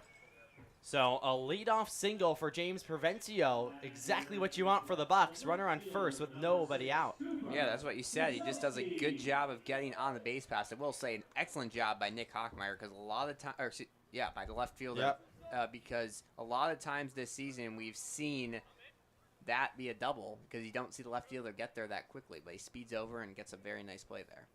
Here's the pitch from Foltz to Siselski, bounces up there. So 1-0 on Siselski. It was 1 for 2 with a single and a strikeout. Really nice job to get on for James Provencio. Counts 1-0. Here's the deal. Swung on and listed high in the air towards left field. Back goes Hockemeyer at the wall, and he makes the grab about 2 feet in front of the State Farm sign. Provencio tracks back to first base. Long out for Siselski, but an out indeed. So 1 out here in the 6th.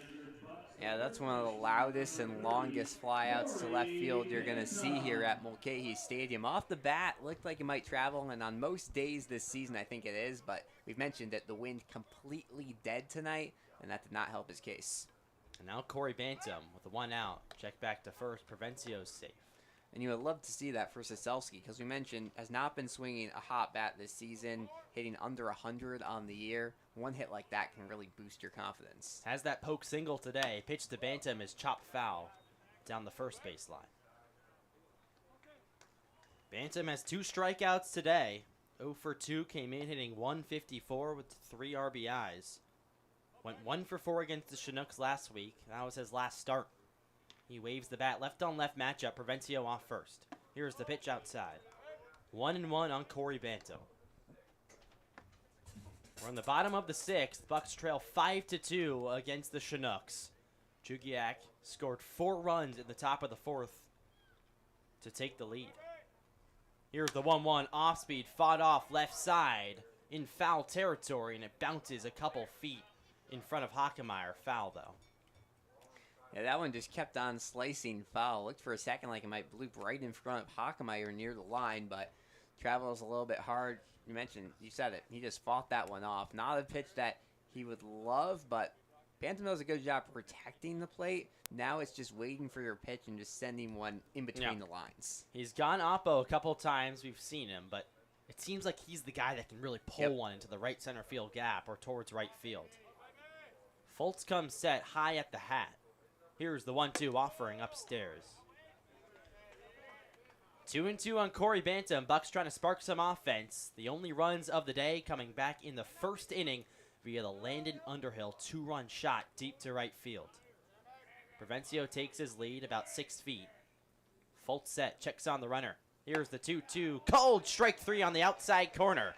Big strikeout for Christian Foltz. And there's 2 gone here in the bottom of the 6th. Yeah, Bantam does not look the happiest after that call. Very borderline, but all day long, Foltz has done just such a great job at painting the corners. He's now racked up 6 strikeouts, which over 6 innings isn't incredible, 1 an inning, but they've come at such big moments. Ren Matsuzaki, the hitter, looks at an off-speed strike called on the outside corner. That's one of the biggest curveballs we've seen out of Foltz all day. He's bringing out new stuff, and he's in his 6th inning of work. It's been working all day, though. Hitters have been fooled. Counts 0-1. Check back to Provencio. At 90 pitches, 89, you probably... This will be his last inning. He's hoping the last hitter. Yeah. Matsuzaki steps into the box. Here's the 0-1 pitch. Hit on the ground, right side through for a base hit. Provencio holds on at second. So that's a single for Ren Matsuzaki, his first hit of the day. And the Bucs have first and second now here in the bottom of the 6th with 2 outs. Well, that was exactly what you were hoping to get out of Corey Bantam, a hit to get 2 runners on with 1 out. It is a runner batter too late with 2 outs now, but you still have something working, and Grant Haas, big chance here. Grant Haas is hitting up 300 coming into the day. 0 for 2, though, on the night. First pitch to him, cut and a miss. Grounded into a 6-4-3 double play back in the 2nd, then flew out to first in the 4th inning. 8 RBIs on the season amongst the ABL leaders. Counts 0-1. Fultz checks on both runners. Long pause. Here's the pitch. Bounced up there. Nice block from Tim Reynolds to keep both runners where they are. Yeah, Tim Reynolds has done an excellent job today. Fultz, I'd say about 98% of the time has been accurate, but there's been a few that have bounced in the dirt in front of home plate. Reynolds has not let any go far past him, and that's big kudos to the catcher. Big moment here in this ball game. Can Haas come through? Counts 1-1, 2 outs. Here's the offering. Swung on, lifted high in the air towards center field. Playable for Perito. Back a few steps, and he makes the grab to retire the side here in the bottom of the 6th. Bucs can't get any runs across and strand runners on first and second. We'll head to the 7th. Anchorage still down 5-2. You're watching Anchorage Bucs baseball. I'll be right back.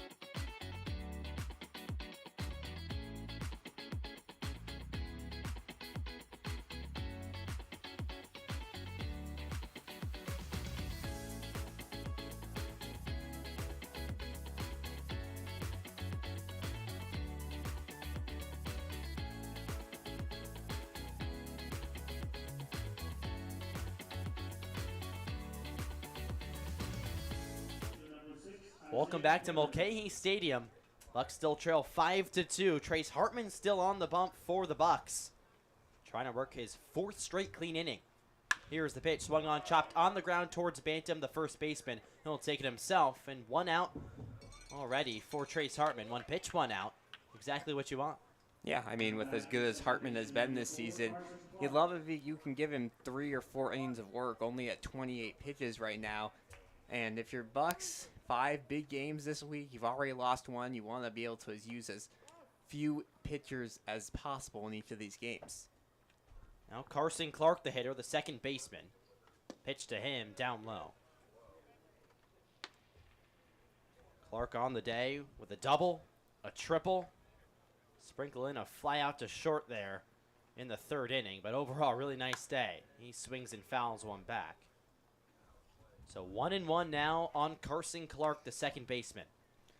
I mean, the good thing for the Bucs right now is there hasn't really been much offense from the Chinooks in the last couple of innings. The bad thing is the same story is for them on offense. Bucs need to get it going on the offensive side. Pitch. Strike called on the outside corner. A late call there from the home plate umpire, Brandon Schmidt. It's about a strike. Far in the zone as you can get. Exactly.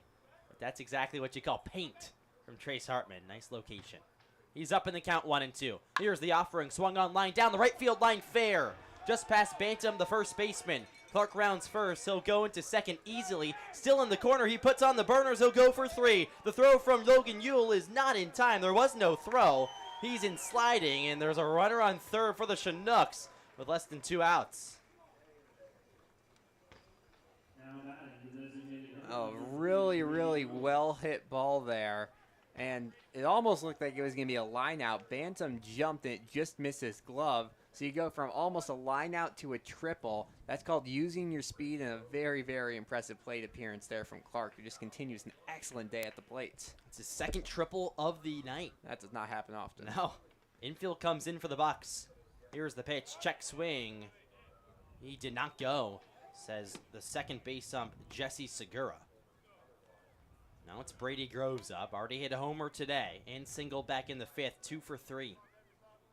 This is the part of the offense for the Chinooks that you want to avoid. Here's the 1-0 pitch. Cut and a miss. Nice pitch from Hartman. Well, Hartman has worked every single inning with runners in scoring position, including one at third. Here's the 1-1 offering, missed outside on the heater. So, I mean, he's done this before, but with runner at third with one out, you have to be very, very careful. He already has 4 strikeouts today. This would be the best time to get a 5th. The 2-1 pitch is fouled off behind us. So 2-2 now on Brady Groves. I mean, we talked all season about how the Chinooks offense has looked really good. I think this is the first game in a while we've seen them place together both the pitching, fielding, and offense. Very complete. 2-2 pitch is lined up the middle, base hit, and an RBI for Brady Groves. Carson Clark touches home, and now it's a 6-2 ball game. Chinooks on top. Yeah, that one just hooked to the right, and no play out there by Yule in right field. A very, very good piece of hitting. Just like that, it's now a 6-2 game. The Bucs have a hole right now. See if they can climb out of it. First, Trace Hartman needs to climb out of this one. Check back to first. Clark is back safely. Make that Groves. Down 6-2. You don't see this too often. Really the first time this season the Bucs have been down in this big of a margin. Pitch is a strike on the heater to Tate Green. 0-1 on the shortstop. Bucs facing some adversity right now. Sun is peering through the clouds here at Mulcahy Stadium. Wind starting to pick up too, heading out to left field. Oh, like cotton flying through the air Yeah, as well. a lot Not of great cotton. for fielders. Makes it a little bit confusing. You want to limit the amount of things that are flying in the air. Well, especially when you're trying to catch a small white ball in the outfield and you see all this cotton flying around. Not ideal circumstances at all. Defense played straight up for Anchorage. Here's the 0-1 pitch. Green showed bunt. It almost hit him. He had to dive, actually hit the ground about 2 feet out of the batter's box. So it's 1-1. Maybe the most hard-fought ball you ever see for a hitter. No, it went for a strike. Oh, He went for a fouled it strike. off. That's why the runner Wow. didn't take towards second. Yeah. That's why the ump has arm up. So 0-2 the count now on Green. Runner leads off first. It's Groves. Here's the pitch. Swing and a miss. Got him chasing on the off speed. Big strikeout for Hartman. 2 outs here in the bottom of the 7th. And the Bucs very happy that the runner at first, Brady Groves, did not take second because that was a pitch that got away a little bit from Matsuzaki. But with the runner over at first, you're not able to reach on a wild strike 3, and that's a huge second out. Check back. Groves is in safe. Now Hockemeyer, the hitter for the Chinooks. 0 for 3 on the day. Reached on an error back in the 4th and came around to score. He fouls one off left side. And saying how important it is that that runner was not at second, Hartman hasn't been super competitive in these pickoff attempts, but what it does is you're not trying to get the out, you're just trying to keep that runner close to the bag. That's what it does. He doesn't have a steal attempt, and it comes up big. The 0-1 pitch is sliced foul down the third baseline. So no balls, 2 strikes on Nick Hockemeyer with 2 outs here in the top of the 7th. 1 run already home in for the Chinooks. They're up 6-2. Going for their 2nd win of the season. Bucs trying to avoid back-to-back losses for the first time of the summer. There's the 0-2 offering. Swung on and grounded foul. First base side. Hockemeyer is always going to put up a battle. Has real good contact skills. Has put the ball in play every time he's been up this game so far. A ground out, a fly out, reached on an error, like I said. Counts 0-2, runner off first. Here's the pitch, fouled back, just got a piece. We talked about how good of a contact guy he is. He's just so good at battling off these pitches. He knows how to wait for one, doesn't want to take any strikes, but really, really good foul balls here out of Hockemeyer. I'm still surprised we haven't seen Groves take off for second. Looks like Tanner Hale's warming up for the Bucs in the bullpen. Runner goes, pitch outside, and Matsuzaki can't find the ball. So that's a stolen base for Groves. Alex was on with the prediction right there, 1 pitch later. So now runner in scoring position for Chugiack here with 2 outs. With a hit, The Chinooks likely take a 7-2 game. Hartman trying to keep it at a 4-run ball game. 1-2 the count. Runner on second. Here's the pitch, swung on, grounded towards short. Haas charges in, scoops it on a hot, throws the first in time. And that'll do it in the top of the 7th. The Chinooks do get 1 run, but they leave the runner on second stranded. We'll head to the home half. Bucks down 6-2. Do they have a rally? Well, stay tuned to find out. You're watching Anchorage Bucs baseball. We'll be right back.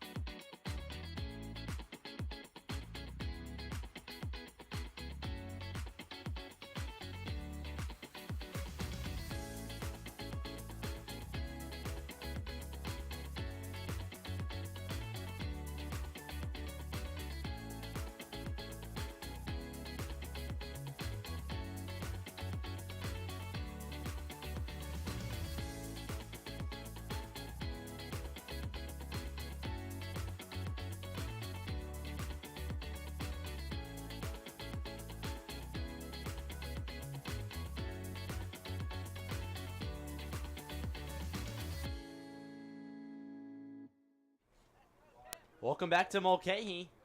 Top of the lineup coming up for the Bucs as they're down 6-2 against the Chinooks. New pitcher on the mound for Chugiak. It's Luke McCoy making his 5th appearance of the season, boasts a 3.18 ERA. His 2nd appearance against the Bucs, pitched back when the Anchorage won 4-1 at Lee Jordan Field last week. Leading off is Kai McGarry for Anchorage. First pitch to him is swung on, top foul, first base side.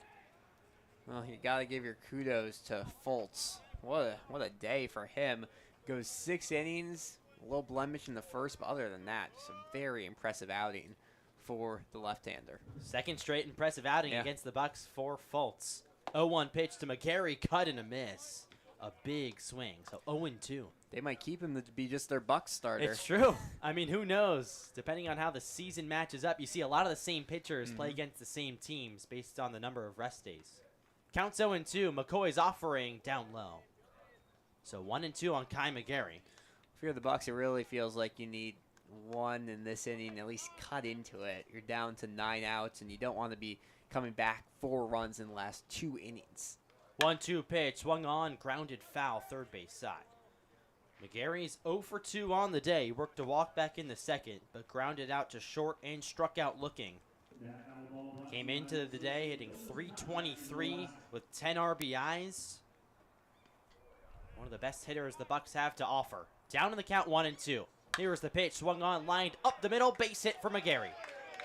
Nice way to lead off the bottom of the 7th for the Bucs, with the heart of the lineup coming up. Yeah, that's just an easy piece of hitting for Kai McGarry, his first hit of the day, and the first hit of the season for the Bucs against Luke McCoy. He's not a strikeout pitcher. It's going to be balls in play. Last time out against the Bucs, didn't have any strikeouts or walks. It was just very efficient getting the ball to your defense. But if the Bucs can have hits like that, kind of shallow outfield hits, that's their key to getting back in this game. McGarry takes his lead off first. Logan-Uhl, the hitter. McCoy out of the stretch. He swings at the first pitch and lines it high in the air. Not a liner, a big pop out to center. Perito's there to make the grab. Off the end of the bat from Logan-Uhl. He swung on the first pitch. 1 out here in the bottom of the 7th. And obviously, Yule saw something he liked there, but especially when a new pitcher comes into the game, someone you've only seen once this season, you want to maybe wait a pitch or two, see what he's throwing. And, I mean, he was only the second batter of the inning. They haven't seen McCoy throw in a few days. Kind of wait, see what's coming out of his hand before attacking an early pitch like that. Well, maybe Yule's a bit antsy. Has Yeah. 2 walks today. So trying to swing the bat as much as he can. McGarry takes his lead. Check back to him. He's in sliding, but it gets away from Mitchell, the first baseman. McGarry puts on the burners. He's into second sliding. So advance to second on the air does McGarry. Runner in scoring position now for the Bucs with Luke Taylor at the plate. I'm thinking that's an error on the first baseman. It looked like a pretty. I don't that's know. borderline. You usually give those to the pitcher. Well, we'll give it to the pitcher, Yeah. but it looked like a pretty solid throw. McCoy in for the sign. Now comes set. Out of the stretch. Checks on the runner. Luke Taylor, the hitter. Here's the pitch. Chopped foul, third base side. Kai McGarry didn't even have to steal, and he's on second base. I know. Well, he was gonna eventually. It was just a matter of time. Going for a second stolen base of the day. Leads the ABL in that category. Taylor leads the ABL with RBIs. He has 12 of them. Trying to pick up another right here. Runner on second, it's McGarry. Counts 0-1. Here's the pitch. Chopped slowly foul, third base side. Might have clipped Luke Taylor's foot. He has armor all around that left foot of his, so he knows exactly what he's likely to do. Pound it into the ground, so he'll take a lap around the dish, buy him some time. Counts 0-2. McGarry off second. Bucks down 6-2 here in the bottom of the 7th. Trying to spark a comeback here against the Chinooks. McCoy stands tall. Long pause. Here's the 0-2 pitch outside. So 1-2 on Taylor. Well, McCoy's been kind of the go-to reliever for the Chinooks this year, and he's looked pretty solid. You mentioned that ERA just over 3. This is the spot you need him in with a runner in scoring position to try to do some shutdown work for the Chinooks. 1-2. Long pause from McCoy like he always does. Taylor takes a strike on the outside corner. So that's Taylor's second strikeout of the day. Big out for the Chinooks. Now 2 gone, and with Landon Underhill coming up. Yeah, that's the 4th strikeout looking today for the Bucs. They just have not been able to understand the zone today, and you don't see that a lot. Most of this season, it's been either strikeout swinging or a lot of balls in play. Tonight, the Chinooks have just done an excellent job on defense. Underhill 2 for 3. First pitch to him, taken down low. Well, he hit the homer back in the first, then he lined a single to right, and then he bunted right back to the pitcher. So, an unordinary 1-3 putout last time Underhill was at the plate. Counts 1-0. McGarry off second. Here's the offering. Sliced foul, third base side, way out of play. And that bunt kind of felt like a big moment because it was in the 6th inning. The Bucs, or 5th inning, I should say. It was right after they had given up all those runs in the 4th, and it felt like, they needed some momentum. Bunting on that kind of felt like a waving the white flag sort of thing. So you need some momentum hit. It's all been singles and walks. You need just an extra base hit from someone to spark something into this offense. Well, single probably brings home a run right here. 1-1 pitch, taken for a strike on the inside corner. Off speed there from McCoy. He looks poised on the mound, takes long pauses. Ahead in the count right now, 1-2 on Underhill. Bucs trying to scratch one across here in the bottom of the 7th, down 6-2. McGarry takes his lead off second. Here's the pitch, down low. 2-2 now in Underhill. Nice take on the off speed. I was reading some old article about McCoy, and one of the quotes he said was, "I don't like getting behind in counts. He loves to attack the strike zone early. That's what he's done here because as a pitcher, obviously right now at 2-2, but when you're in control, which you mentioned, he looks so in control, you're just able to have that full confidence in you." I think most pitchers could say that. Yeah, that's true. That's like true. to be ahead in the count. Some can do it, some can. Now it's even. 2-2. Here's the pitch. Swung on, hit high in the air towards left field. Hockemeyer drifts over, so does Green, and nobody has a play in foul territory. Bounces high up into the bleachers down the left field line, so they'll do the 2-2 again. McGarry was all the way at home by the time that hit the turf out there in left field. Now he'll jog back to second. I don't know if that's more a testament to his speed or how high that ball was put in the air. I think a little bit of both. McGarry back at second. Takes a couple steps for his lead. Tate Green, the shortstop, directly behind him. Other than that, defense played straight up for the Chinooks. Counts 2-2 on Underhill. McCoy comes set. Here's the 2-2. Cold strike 3 on the outside corner. Underhill saw the fastball, didn't swing. McCoy struts off the mound, and the Bucs don't come away with a run in the bottom of the 7th. Anchorage still trails 6-2 here to the Chinooks. We'll head to the 8th. You're watching Anchorage Bucs baseball. We'll be right back.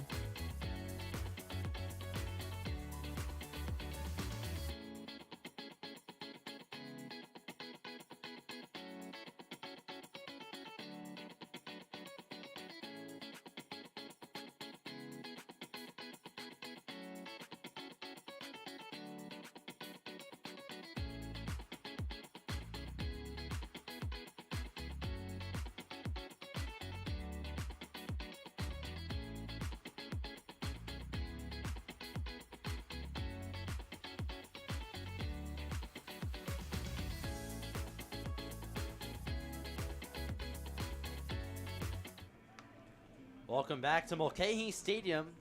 Glad you're joining us. Milo Hoffman with Alex Burstein.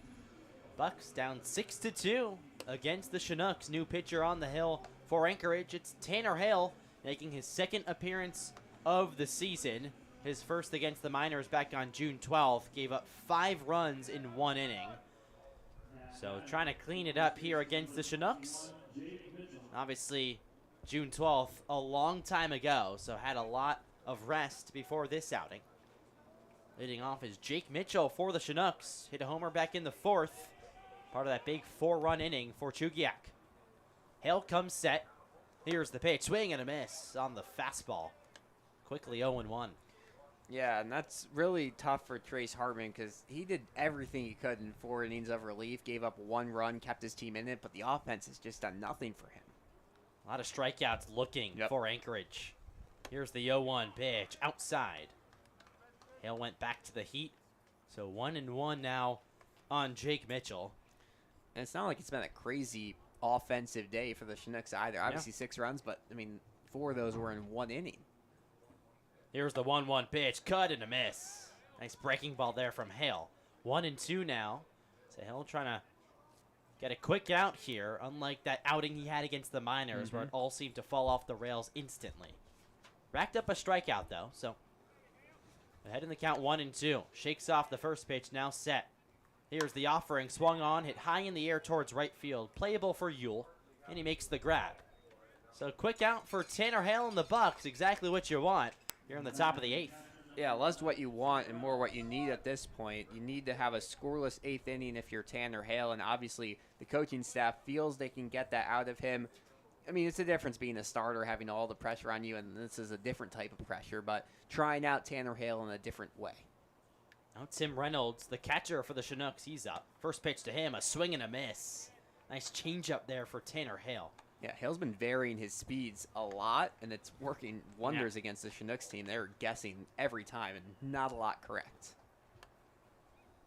Well, Hartman just gave up that 1 run. He looked good the most of the time. Pitch is left upstairs, so 1-1 now on Tim Reynolds. It's really just that 4-run inning back in the 4th. Chinooks took the lead, and they haven't looked back. Up 6-2.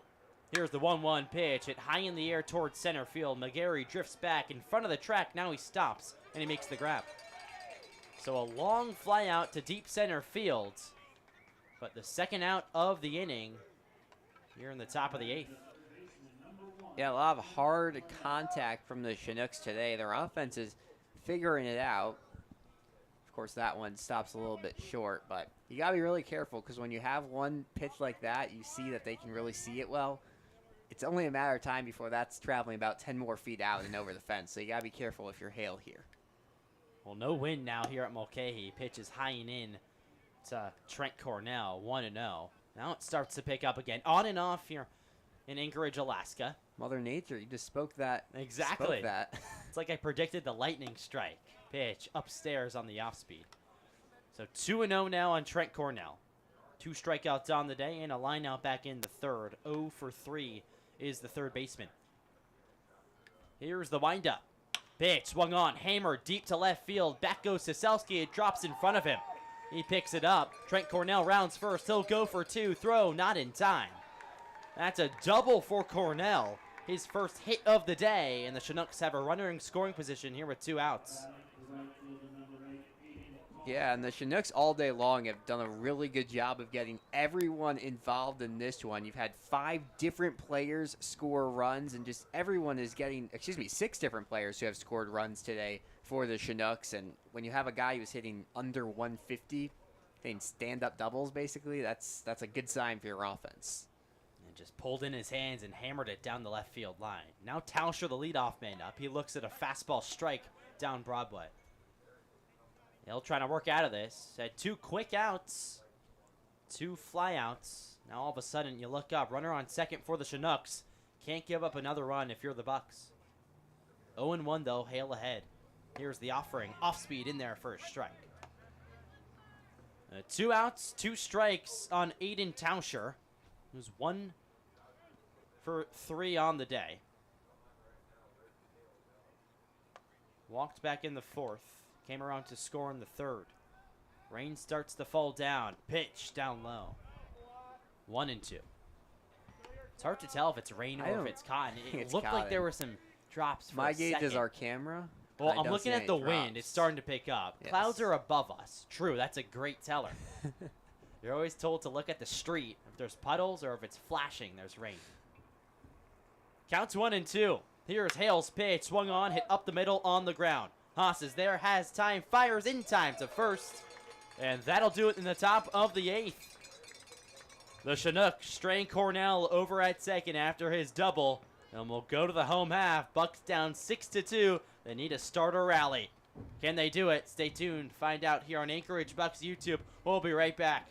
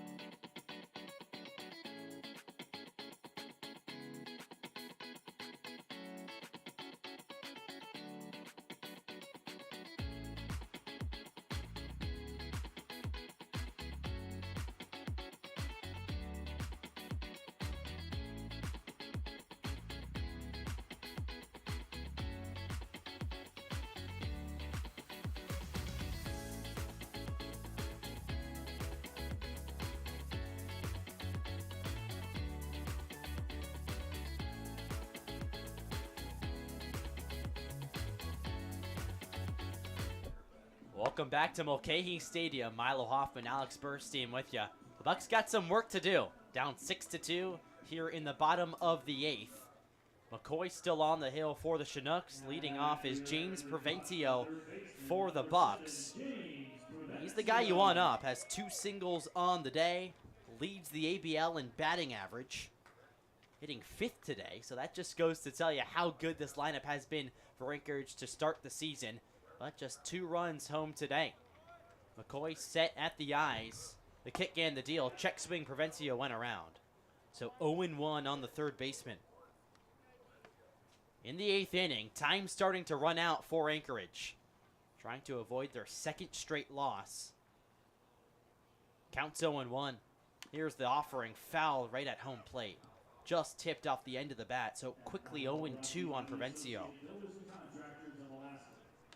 It'll be interesting to see what the Chinooks do with pitching. The longest that McCoy has gone this year, 2 1/3 innings. Right now he's at 1, but I mean, if he keeps doing what he did in the 7th inning, you could possibly see a 3-inning outing from him. It's looked real sharp. Ahead here, 0-2. Pitch is hit slowly to third base. Cornell's there, and he makes the play in time. So a nice play, 5-3 the putout, and there's 1 out here in the bottom of the 8th. Yeah, slow bouncer there really was either the ball of Cornell over at third or Green, the shortstop, but good communication there out of the Chinooks, and it's a dart of a throw. That's what he said with McCoy. Doesn't get a lot of strikeouts, which I know is surprising because he got 2 in the 7th, but he just induces this very slow contact. Here's the pitch to Soselski, left outside. That about as slow as contact as you could get. Provencio is running down the line, so smooth play for Trent Cornell. Which is sometimes helpful as Right. a hitter, those slow contacts. It's Oh, like very. a bunt. 1-0 here to Soselski. Here's the pitch. He loops it right side in foul territory, and it's out of play. So 1-1 now on Cooper. He's 1 for 3 on the day. Singled all the way back in the 1st. He had a slow hit ball to right field. Since then, he struck out and lined out. Making the start today. 2nd time he's made the start against the Chinooks this season. Counts even at 1 apiece. Here's the pitch. Inside, just barely. So 2-1 on Soselski. Cotton continues to fly here at Mulcahy Stadium. It almost looks like snow is falling, but it's in place, just hovering above us. Eye level with us up here in the booth. The 2-1 pitch inside. It was a fastball that missed, so 3-1 now on Soselski. Luckily, I think it's affecting us more than the players because it's mostly above the ground, 10 or 15 feet. So shouldn't have too much of an effect here. 3-1 Soselski ahead. Here's the kick and the deal. Swung on, lofted high in the infield. Green is there right at 2nd base, and he makes the grab. So a high pop out that stayed playable for the shortstop. And there's 2 quick outs here in the 8th. And Soselski, as he was running the first base, slammed his bat in the ground out of frustration. That was a high one, and I was going to say it's a really good at bat. And I think we're going to see a pinch hitter here, Nate Muncy, taken to the plate. And Nate Muncy coming on for Corey Bantam over at first. Good matchup right on left. Muncy will be slotted in there at first. You've seen him in relief so far this year. A couple at-bats and limited playtime out in the field. First pitch to him, outside, 1-0 on the new first baseman. Lefty out of Kent State. Like I said, a 2-way guy. Pitched against the Chinooks last week, actually. Here's the pitch, lofted high in the air to center. Playable for Perito. He dances in a few steps, and he makes the grab. A 1-2-3, go the Bucs. Quietly in the 8th inning. We'll head to the 9th. Anchorage still down 6-2. First, they got to shut down the Chinooks in the top half of the inning. We'll be right back. You're watching Anchorage Bucs Baseball.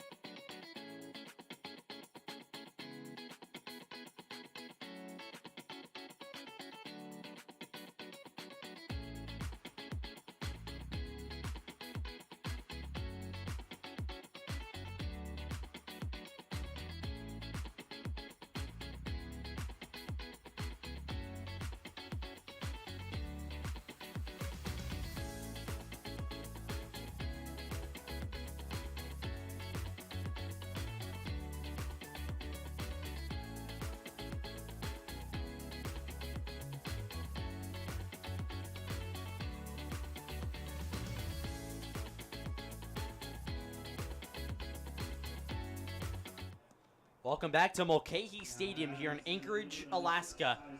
We head to the 9th inning. Anchorage down 6-2 to the Chinooks, trying to avoid back-to-back losses for the first time this season.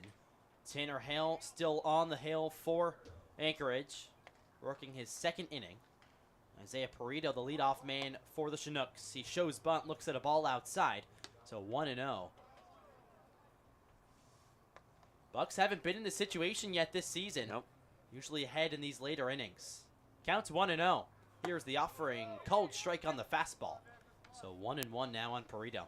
We talked about yesterday was that the Bucs hadn't been in the game where both teams were high scoring and they ended up losing that one. You really got to find a way to win these games that are different than what you're used to. The pitch was outside from Hale, so 2-1 now on Perito. Perito 0 for 4 on the day with 2 strikeouts. Here's the 2-1 pitch, fouled right back, just under it. So even at 2-2, Hale needs to work a clean inning here if the Bucs want any chance of coming back in this one. Yeah, it's hard to do it against this part of the lineup who's been so dangerous today, but, I mean, it's the only way, down 4 already. There's the 2-2 pitch, high and in, so counts full on Perito, the leadoff man for the Chinooks here in the 9th. It'll be Ren Matsuzaki, Grant Haas, and Kai McGarry, the hitters for the Bucs, barring any changes in the bottom half. Here's the payoff pitch outside. So that's a walk for Isaiah Perito. And there's a runner aboard for the Chinooks here with nobody out in the 9th. Yeah, I mean, I think that's what the Bucs were trying to do in the 8th. Patience, try draw a couple of walks, and they just kept on swinging the bat. The Chinooks have just played the smarter baseball today, and it's showing here late. Just 1 error for Chugiack, a couple steals. Like you said, smart all around. Carson Clark, the hitter, pitches high and wide to him, who's having himself an absolute day. Tripled back in the 1st, doubled in the 5th, tripled again in the 7th. 2 triples on the day, first time we've seen that. And that's a balk from Tanner Hale. Ugh. He tried to check on the runner, Isaiah Perito, over at first, but he spiked the throw in the ground, stumbled off the mound. That's an easy bag, easy runner in scoring position for the Chinooks now. Nobody out in the 9th. Just sloppy stuff for Anchorage. Errors continue to skyrocket. It's been an issue all season long for the Bucs. He checks on the runner, 1-0, down Broadway on the Heat. 1-1 now on Carson Clark. Like we said, he's had himself an absolute day. The offense for Chugiack coming alive these last couple games. Now 21 runs scored in 3 games for Chugiack. 1-1's the count. Here's the pitch, lofted high in the air towards center. McGarry's there though. Has time, gets under it, makes the grab. Staying put at second is Isaiah Perito. So a nice out for Tanner Hale, keeps the runner where he is. 1 out here in the 9th. Yeah, it's a very necessary out, as you said, keeping the runner at second. If that one's pushed a little bit back further, Perito, a fast guy at second, might be trying for third. However, now you need the 2nd out. A strikeout would be huge. Keep that runner at second and try to send this to the 9th with a clean inning. Perito dances off second. Pitch from Hale hits the dirt. So 1-0 now on Brady Groves. Not who you want at the plate right now. Nope, not at all. Groves hit a homer back in the 4th. Just a line shot to deep center field. First time we've seen that this season. Pitch to him, outside. Well, he hit the home run, but more importantly, he's reached the last 3 times all on hits. He has a 2 RBI day, 2 singles. He's just been a contact machine. And we mentioned Perito has some speed out there at second base. Anything to the outfield, that could score a run. He's ahead in the count, 2-0 too. Here's the offering, just miss outside. It was a fastball. Hale shakes his head, not agreeing with that call, but home plate ump Brandon Schmidt called it a ball. So 3-0 the count. Here 1 out in the top of the 9th. Bucs down 6-2. Perito dances off second. Here's the pitch in there for a strike, 3-1. Yeah, and this is Tanner Hale's mess to deal with. No one in the bullpen. You're going to let him close out this 9th inning probably no matter what. He could surely help his case if he does not walk the batter here.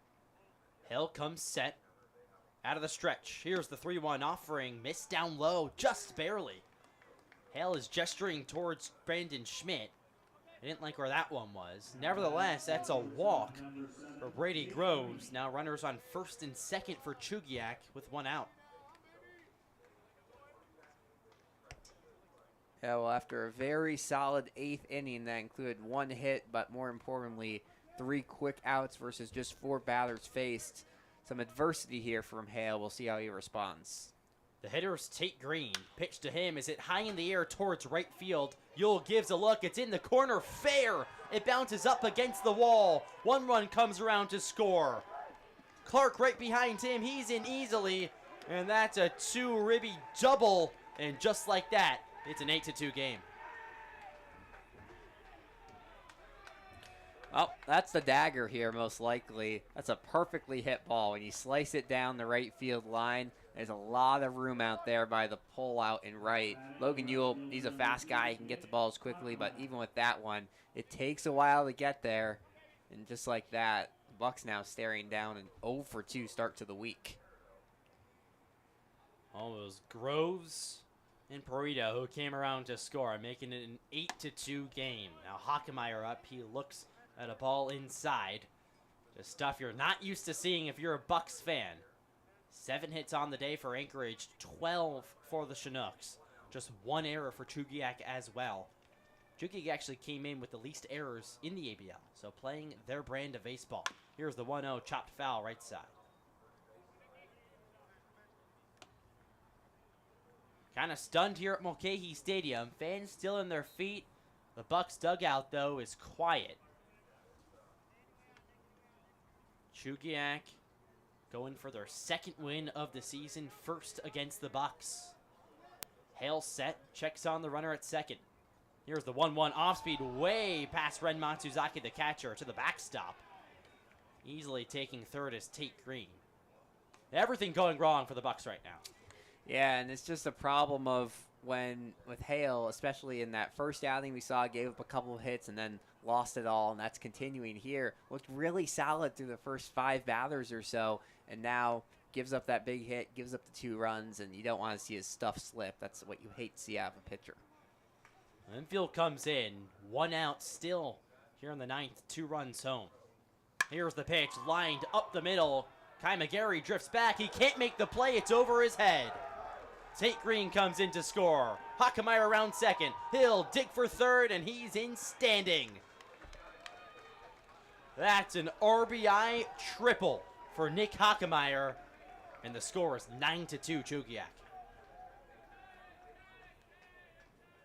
Well, that one just rocketed out there. Kai McGarry does a really good job of patrolling center field, but he was playing somewhat in, and with how far the balls have been flying for the Chinooks tonight, you're kind of surprised to see him playing that shallow and just gets beat out there in center field. He was playing in to try to cut out the play at home, but it was hit over his head. Now Jake Mitchell, the first baseman, looks at a pitch in, so 1-0 now. Mitchell hit a homer back in the 4th, singled in the 6th. He flew out in the 8th inning. Overall, he's 2 for 4 on the day. 1-0 pitch in there for a strike on the off speed. Well, in the other game tonight, the Miners on top of the Glacier Pilots 3-0. That game's in the top of the 8th. And standings are going to look a lot tighter after tonight. Indeed. Hale set. Here's the 1-1. Swung on, lofted high foul behind us. 1-2 now on Jake Mitchell. Still 1 out in the 9th inning. 3 runs already in for Chugiak. 13 hits on the day for the Chinooks. Offenses have come alive these last couple games for Chugiak, like I've been saying all broadcast long, and they're showing it here.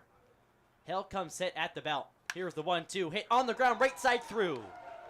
That's another run for the Chinooks. Make it 10-2 as Mitchell singles in another run for Chugiak. 4 runs in here in the 9th. Still 1 out. Yeah, well, reaching route territory here at Mulcahy. Seeing a lot of hard hit balls. That one just sent the opposite way on the ground. Nothing working right now for the Bucs defensively. It started with a 3-error day, and the pitching not up to par here in the latter innings. Tim Reynolds, the catcher, now up. Pitch to him, high and tight. So 1-0 on Reynolds. 0 for 4. Rare off day at the plate for the Chinooks. It seems like everyone's getting involved. 4 runs home here in the 9th. Pitch, strike call, check back from Matsuzaki. The runner safe at first. Well, you mentioned before the game, what was it, 15 runs in the last 2 games for the Chinooks? Yep. And taking 1 loss and 1 win from that, if you keep scoring like that, you're going to have success. Mitchell's in sliding again on the attempted cut back from Tanner Hale. So 1 ball, 1 strike. Second 4-run inning of the night for Chugiak. Tim Reynolds, the catcher, up. Counts 1-1. Pitch fouled at the plate. 1-2 now. Tanner Hale trying to work out of it. The damage has already been done for the Chinooks. You know, it looked like this was going to be a game the whole way. Of course, Underhill had that no-doubter in the first. It started so good. But ever since that inning, the Bucs have been held scoreless. Hale set. 1-2 inside. 2-2 now. Yeah, they're really worried about that runner over at first base in Mitchell. Seeing a couple throw down attempts. Matsuzaki almost threw there before deciding there was no play. If you're Hale, though, the best thing you can do is just strike out this runner and try to get a big second out. Still only 1 out. 2-2 pitch. Hit up the middle, through for a base hit. The party continues for Chugiak. First and second now, 1 out. I wonder how long they're going to keep Tanner Hale out. I mentioned, there was no one throwing. You've seen some people walking up and down towards the bullpen, but I don't see anyone throwing right now. And, you don't really want to waste a pitcher in this time, but you also want this game to eventually come to a close. Izzy Fuentes, the pitching coach, walking to the mound right now. This could be buying some time. Yeah. There is 1 Buck without his warm-ups on. We'll try to see who that is, but I believe it's Anthony Steinhoff, if I got that correct. He's pacing around. A couple people are out there. Whole infield gathers around the mound right now. 4 runs home here in the 9th for the Chinooks. 15 hits on the day. 10-2 the score. It's been a rout. The first time the Bucs have been routed this season so far. Now, they gave up an 8-1 lead last night to the Miners. I don't know which loss is worse. It's tough. Of course, this one not done yet. No. You don't want to write it in the books just yet, but it'll be tough. A heroic effort it would take from the Bucs. Trent Cornell now up. Another guy. He's 1 for 4, but got involved late. Doubled in the 8th. Pitch is outside from Hale. Nice block from Matsuzaki. So 1-0. Energy has been sucked out of the team. Yeah. Everyone's stagnant. Players kicking grass in the outfield. Defense doesn't necessarily seem involved. The cotton continues to fly here over Mulcahy Stadium. Clouds grow darker. Pitch outside. 2-0. Yeah, last night in the loss, you at least heard the Bucs dugout. They were loud. They were into the game. Tonight, you can see the faces on the players. Just kind of stunned. Chugiak came into this game last place, 5.5 out of the Bucs, and they've just not looked like that at all. Here's the 2-0 pitch. Fouled back right side. Shows you a lot of parity in this league. There sure is. We weren't sure about that a few games ago, but, all the teams are coming to the plate, and for a few more games this week, the Bucs are going to have to do a quick 180. Play the Pilots tomorrow for the first time in a while, ever since those opening 2 games. Pitch, swing and a miss. 2-2. So 2 balls, 2 strikes, 1 out. First and second occupied for the Chinooks. Tanner Hale still on the mound for the Bucs, trying to work out of this jam and wake up from this nightmare. 10-2 the score. Here's set. 2-2. Grounded right side through again for a base hit. Just squeaked by. Run comes home to score. 11-2. And the rout continues. The nightmare continues. And the Chinooks are enjoying this Tuesday night here at Mulcahy. Yeah, that's pretty much the exact same hit we saw one batter ago through that gap between the second baseman and first baseman for the Bucs. Took a pitch that was middle of the zone, inside the bat, and went up with it. Well, now we're back at the leadoff man, Aiden Tauscher. The Chinooks have hit through here in the ninth, still just 1 out. Hale long pause, checks on second. Here's the 2-2 offering, swung on, hit to third. Provencio steps on the bag, there's one. Throw across the diamond, it's a double play. 5-3, and finally, the Bucs get out of the top of the ninth. 5 runs come home for the Chinooks. We'll go to the home half. Anchorage down 11-2. Don't go anywhere. It's Bucs baseball. We'll be right back.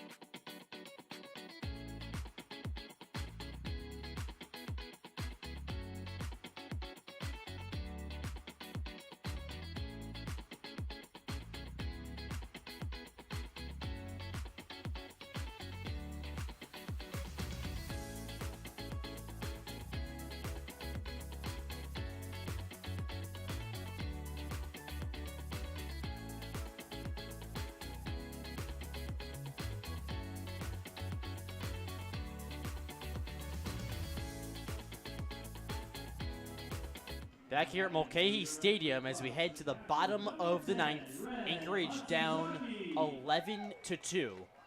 New pitcher on the hill for the Chinooks. It's Evan Rossi, tall right-hander, stands tall on the mound.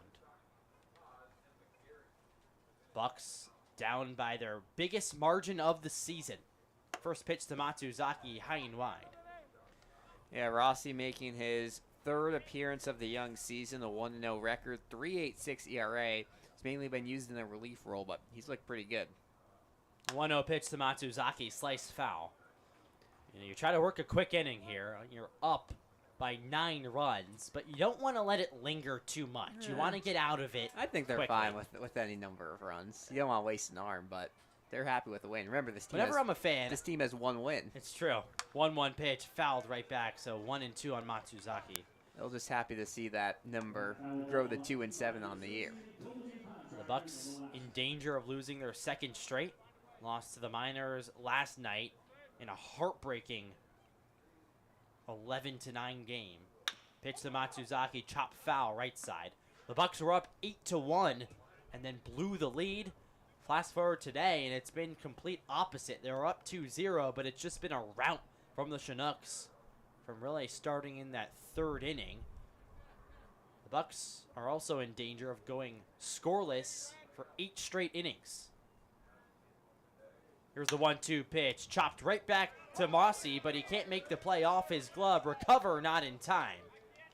So Matsuzaki safe at first. Leadoff man aboard for the Bucs. Now Grant Haas, the shortstop, up.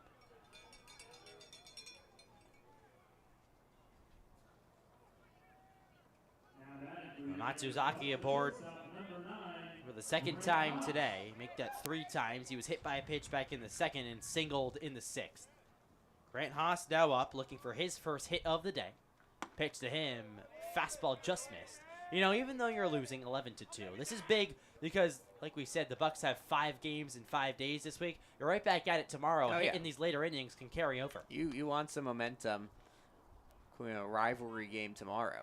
1-0 outside. It's hard to call any of these games non-rivalry games Yeah, because it's as if they're all in the same division. Yes, but two It's true. Anchorage teams share a stadium, haven't Yep. played each other in a while. Rivalry. Rossi comes set, gets the sign. Matsuzaki at first. Pitches a fastball, just clipped the inside corner. It's funny because you'd probably say there's the least bad blood between these two teams. It's true. Miners and Bucks have been going at it, share the stadium with the Pilots, but after tonight, And the Bucs aren't going to be too happy, I'll tell you that. Here's the 2-1 pitch. Lined right side, caught by Clark. Check back to first. In time. That's a double play. Quickly 2 outs here in the bottom of the 9th. Everything going wrong for the Bucs. yeah, that's just a base running error for the Bucks there. Matsuzaki, I mean, he took a small lead, nothing too big, but you got to be very careful on those balls. And that's a tough go at it for the Bucs. So now there's nobody on. Pinch hitter Austin Gamel up for Anchorage. He comes on for Kai McGarry, the center fielder. 2 outs. Here's the pitch. Swung on, hit to short. This is playable. Tate Green has time. Fires to first, and they got him. That's the ball game. The Bucs lose 2 in a row for the first time of the 2025 summer by the final score of 11-2. An absolute rout handed by the Chugiack-Eagle River Chinooks.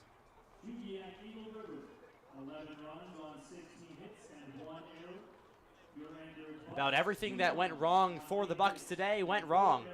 It started off well for the Bucs and Landon Underhill, who had an absolute tank out to right field, but ever since then, 8 straight scoreless innings for Anchorage. The Chinooks came to hit today for sure. 11 runs on 16 hits. And the Bucs lose back-to-back for the first time of the season.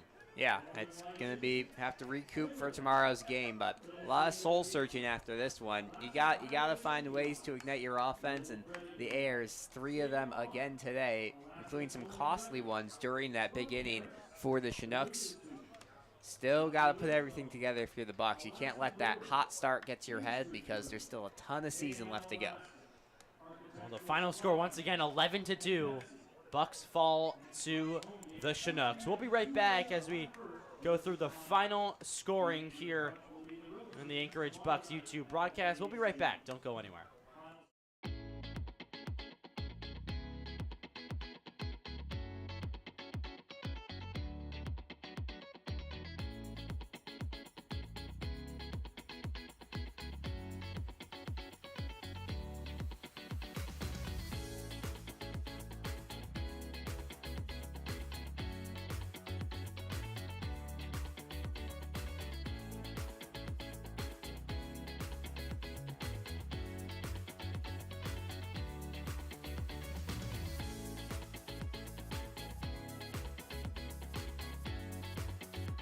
Back here at Mulcahy Stadium, glad you're still with us. Here, Milo Hoffman with Alex Burstein. Bucs lose it 11-2 to the Chinooks. Back-to-back losses for the first time of the season. They fall to 7-3, still in first place, but a loss is a loss, and it was an absolute rout. Sean Toger started the day for the Bucs, and he take the loss after he started off really well, got rattled in the 3rd inning, and then in the 4th. 2 homers for the Chinooks in that 4th inning. One from Brady Groves, one from Jake Mitchell, and both guys in between Tate Green and Hockenmeyer came home to score as well. So that 4th inning is really what blew it open for Chugiak. They had 4 more in the 9th inning, or make that 5 more in the 9th inning to really blow it open. It was close throughout. It seemed like the Bucs might have had a chance, but you get to that 9th inning, there was absolutely no chance for the Bucs to come back in this one. Christian Foltz, who started the day, went into the 6th inning. Once again, spectacular against the Bucs. He picks up the win. That crafty lefty on the mound did really well. The offense just wasn't there for the Bucs all throughout the entirety of the day. Underhill had that 2-run shot, but other than that, it was a struggle.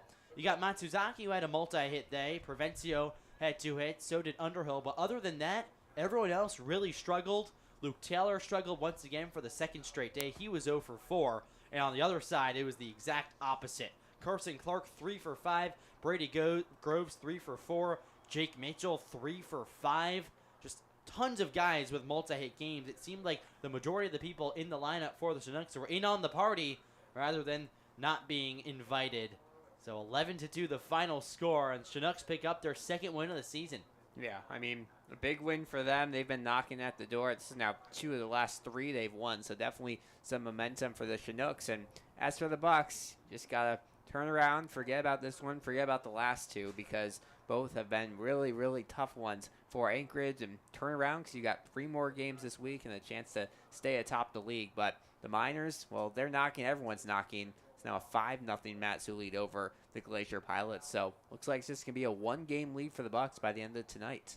You know, like you said, 5-0 Miners on top. Standings getting closer. That game in the 8th inning, so probably going to come to a close here soon. The Pilots are hosting the Bucs tomorrow right here at Mulcahy Stadium.